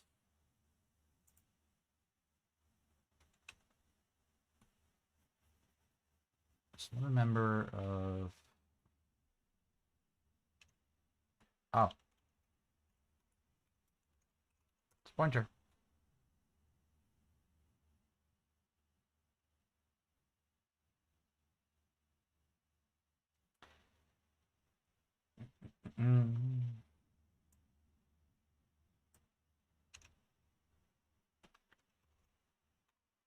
Not to mention, I need to put that one in. Beginner's mistakes? I don't know. Getting tired, I think. All right. That's exactly the same problem. 2, 6. That is a pointer. I'm pretty sure I'm making them have made that mistake in a few other places. All right. Exactly. 9, 6, 3. That's down a bit. 9, 6, 3.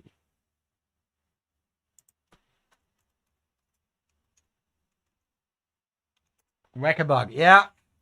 Yeah. A perfect game of whack-a-bug. Absolutely. We're getting there.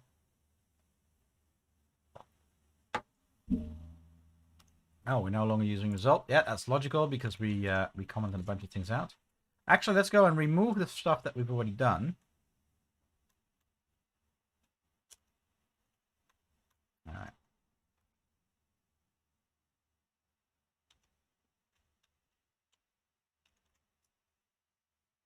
All right.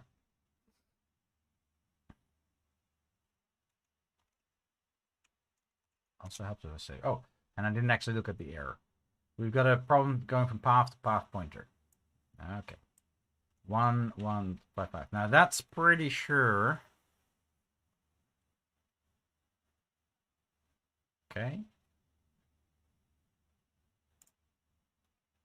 I'm pretty convinced. No, path pointer.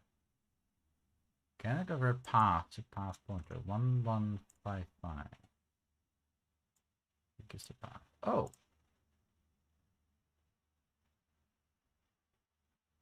Well, that's of course defined way further, but yeah, that needs to be a pointer. And that means that that's going to be wrong here as well. Register path. Pointer. And that is also a pointer. And that's also a pointer.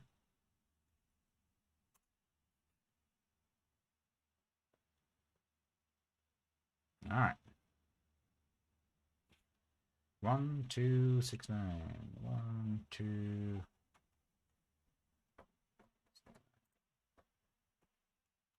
Paths.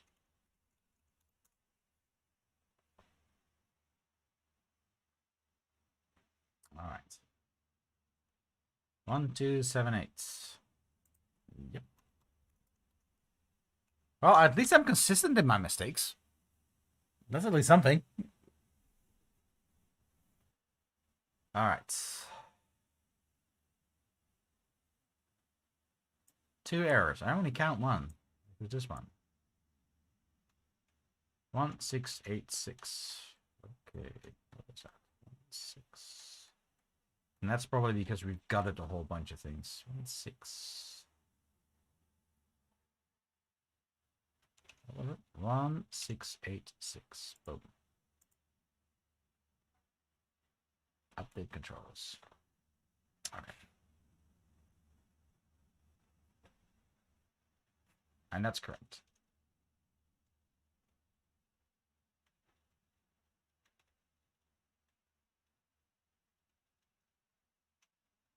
I'm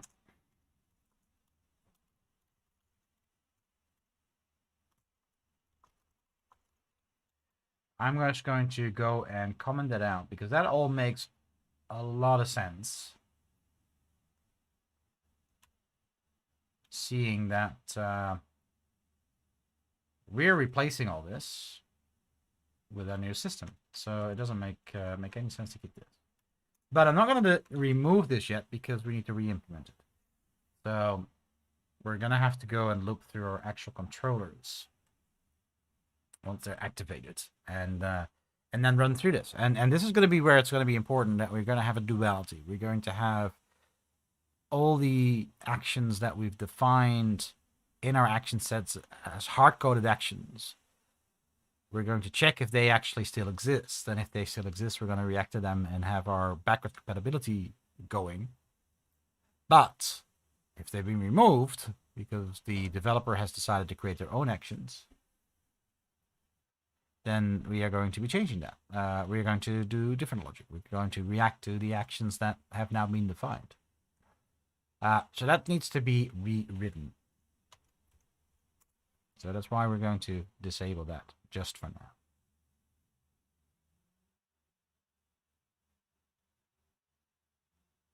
All right. So it all builds. Yep. To do. Yeah, I started on a whack-a-mole game in VR. I really need to finish it. Be careful that you use it with lots of space, or you actually start breaking things around you. Make it a little bit too realistic.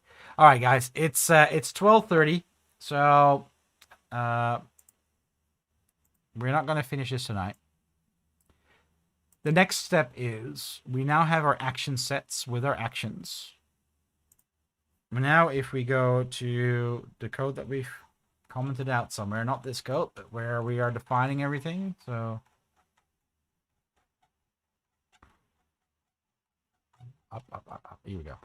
So the next step that we need to do is this bit, where we are now going to create our profiles. So again, we're going to have a profile object, but in that profile object, we're going to be mapping actions to paths for that profile.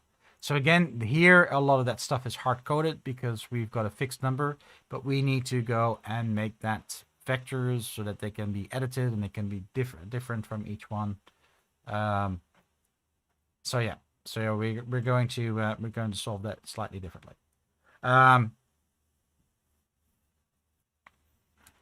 So yeah,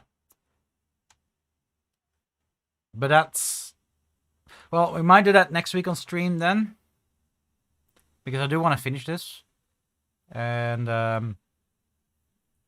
yeah, I think we'll continue on that route, depending on what happens during the week, because who knows, maybe I'll make enough progress with Godot 4. We might do a few things about Godot 4 next week, or I'll end up, returning to one of the tutorials. We'll see. I'm not sure yet. But my current plan is, if nothing else changes, we're going to continue on this work next week, and we're going to start defining structures for our profiles. And then once we got that, we're going to try and get to a place where everything works again. And then we're going to start working on the interface where we can actually change this, where we can say, no, we don't want the default actions. We want our own. So that is the plan. All right, guys. I think that is where we're going to leave it tonight. I hope it was interesting. I know this is not the normal Godot programming, so I still hope that people learned a little bit from it. I really enjoyed, spending the first hour of the stream just chatting to you guys and answering some questions and stuff. It looks like we're starting to get enough people who are here every week to make that actually a feasible thing to make part of the stream. So that's something that we might make an official part of our stream, where, the first hour of the stream, we're just chatting and, talking about what, especially now that I'm working for Godot, I think it would be nice to use the first hour of the stream to just talk about the stuff that I've done, the stuff that I've worked on, the stuff that I need to do progress reports anyway. Might as well talk about it. It's probably a fun thing to do. What are the other things that we're planning? Because I've got a bunch of ideas that right now I'm just thinking about. I'm not sure if I'm actually going to do that, because I don't know what my life is going to look like. I have absolutely no clue. One of the biggest problems that I'm dealing with is the fact that I'm in Australia. Jean is in Argentina. Remy is in Denmark. One of the things, for instance, is we have a meeting with the core developers every week, which is, for me, 5 a.m. in the morning. So, yeah. Time zones are a real problem. I tend to be working my normal day hours when just about everybody else who works on Godot is sleeping. Although, strangely enough, Jean Redus is online at the weirdest hours of the day. So there's a chance that I might start shifting my hours a bit, and I do need to plan everything around my kids. I can't change the start time that the kids go to school and come back home from school, but I do have a lot of freedom to move things around there. So it's going to be interesting adjusting to it. I'm not quite sure how that will work. Now, that will also determine how quickly I'm going to get back to making tutorials. My main problem so far has been that I have had a day job, and then at night I had to divide my time between my family, which of course comes first, making tutorials, and working on Godot. So now Godot is moving to the daytime, well, to my normal work hour time, whatever that's going to mean. So I'm hoping that that leaves more free time outside of that to actually work on tutorials. So that is obviously something that I'm hoping to return to pretty quickly. But it'll probably be a week or two, maybe 3 before I start making a schedule for that. Because, like I said, I have no idea how my life is going to look like in the coming weeks. There's going to be a lot of adjusting. Now, the other thing that I've been toying with as an idea is to do some more live streams, actually working on the stuff that I'm working for Godot. I don't know whether that's going to work. It might prove to be a big distraction, in which case that's probably not a good idea. But yeah, I'm toying around with ideas around that. I'm toying around with ideas of what I need to do, because this is the thing where we're working on an open source project, and working on something like Godot is very different from a normal job. We have a responsibility to the community to deliver stuff. So we have a responsibility, especially the paid contributors of Godot. We have a responsibility to do weekly updates to the team of what we've worked on. We do, if you look at the Godot news site, you'll see that there are regular updates here. So, for instance, the GLTF scene exporter was an example of that. We have our text layouts progress report. So that's that one. Godot docs improvements work because Nathan was hired. So you see that people who are hired, tile editor progress report, who are hi Gillis, still online? So the people who are doing paid work for Godot, who are being funded by the Godot project, they have a requirement to do these progress reports, and some of them are internal, some of them are public, because we are being paid by community money, and we have to show that we're actually spending those funds correctly. And that's going to be the same for me. I'm going to be in a similar boat as Redas, where I'll have long periods that I'm working on a singular thing. So my reporting at that point will be towards the core team. But then at some point, when big milestones are hit, I'll be posting progress reports on the Godot news site, showing what I've done. Well, in the same vibe, I can post videos and talk about what I've worked on. It's actually really good content. It's really interesting stuff. Let people know what's coming and what we're working on and what's available to play around with in PRs and stuff like that. So yeah, there's some synergy between what I'm going to be doing for Godot and what I'm doing on my YouTube channel. So I have no idea what form that's going to take. The other thing that I've already talked about during stream that I'm thinking about doing is start introducing a small stream, maybe a 2-hour stream once a week, once a fortnight. I don't know what frequency. It depends a bit on how many games I get in front of me. But where I want to play some Godot games. That just sounds like a fun way to bring attention to some of the games. Now, I don't have a really huge following. When I look at the videos that I post, especially tutorial videos, they attract a nice number of views. When I look at streams, well, like tonight's stream, I think top was about 25, 26 people. Right now, there's about 21 of you who are still tuning in. If the YouTube analytics that I'm looking at is trustworthy. So yeah, I don't have a big audience, so I don't know if me playing games is going to really translate to a lot of publicity for those games. But it's something I'm thinking about doing. I suck at some of these games, so it might just be a big good laugh for everybody to see me stumbling through some of these things. Uh, but it's just a way to make things fun, right? That's so yeah. Those are things that I'm thinking about. I don't know which ones of those things will come to fruition. Depends also a bit on the feedback that I get. Maybe a lot of people sort of go like, "Dude, you're a tutorial channel. Don't go play games on your channel." Uh, Valid feedback, right? It's actually something that I'm worried about. As well, a lot of other channels usually have a second channel to do that sort of fooling around stuff. Don't know. We'll see. One thing that I do know is I really want to get back to working on my space game.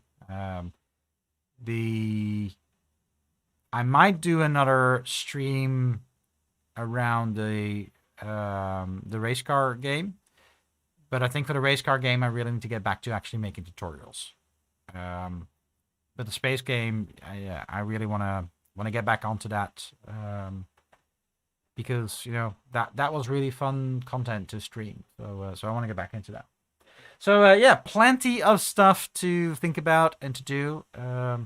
Again, I'll let you know next Friday on the stream how my week has gone and how my experience doing Godot work full time is going to be. It's going to be quite an adjustment, I think. The work itself is no problem. I've been doing that for 3 years. It's more, getting in, getting in the rhythm of actually doing it full time and syncing my time up with the other guys and figuring out how much I'm going to do at night, how much I'm going to do it during the day. I'm toying with the idea to work a couple of hours in isolation during the day between, when my kids are at school, then spend some time with the family, and then do a bunch of hours while everybody else is online at night, something like that. So, don't know. Yeah, I'm gonna try stuff, and we'll see where it ends up. So you might actually find a very exhausted me on the stream next week. Who knows? Yeah. So, that's really where I want to leave it tonight, guys. I think that's all I've got to say for one night. It's time for sleep. So thank you all again for tuning in. I hope you enjoyed it. I know it's been a bit of a weird sort of content going through the OpenXR plugin. Like I said, I really want to get back to the space game and do some actual Godot development again. That's what I think most people are tuning in for. So yeah, I still hope that you guys enjoyed it. I still hope that you got something out of it. And I hope to see you guys again next Friday. So that's it for me for tonight. And see you all next time. Goodbye.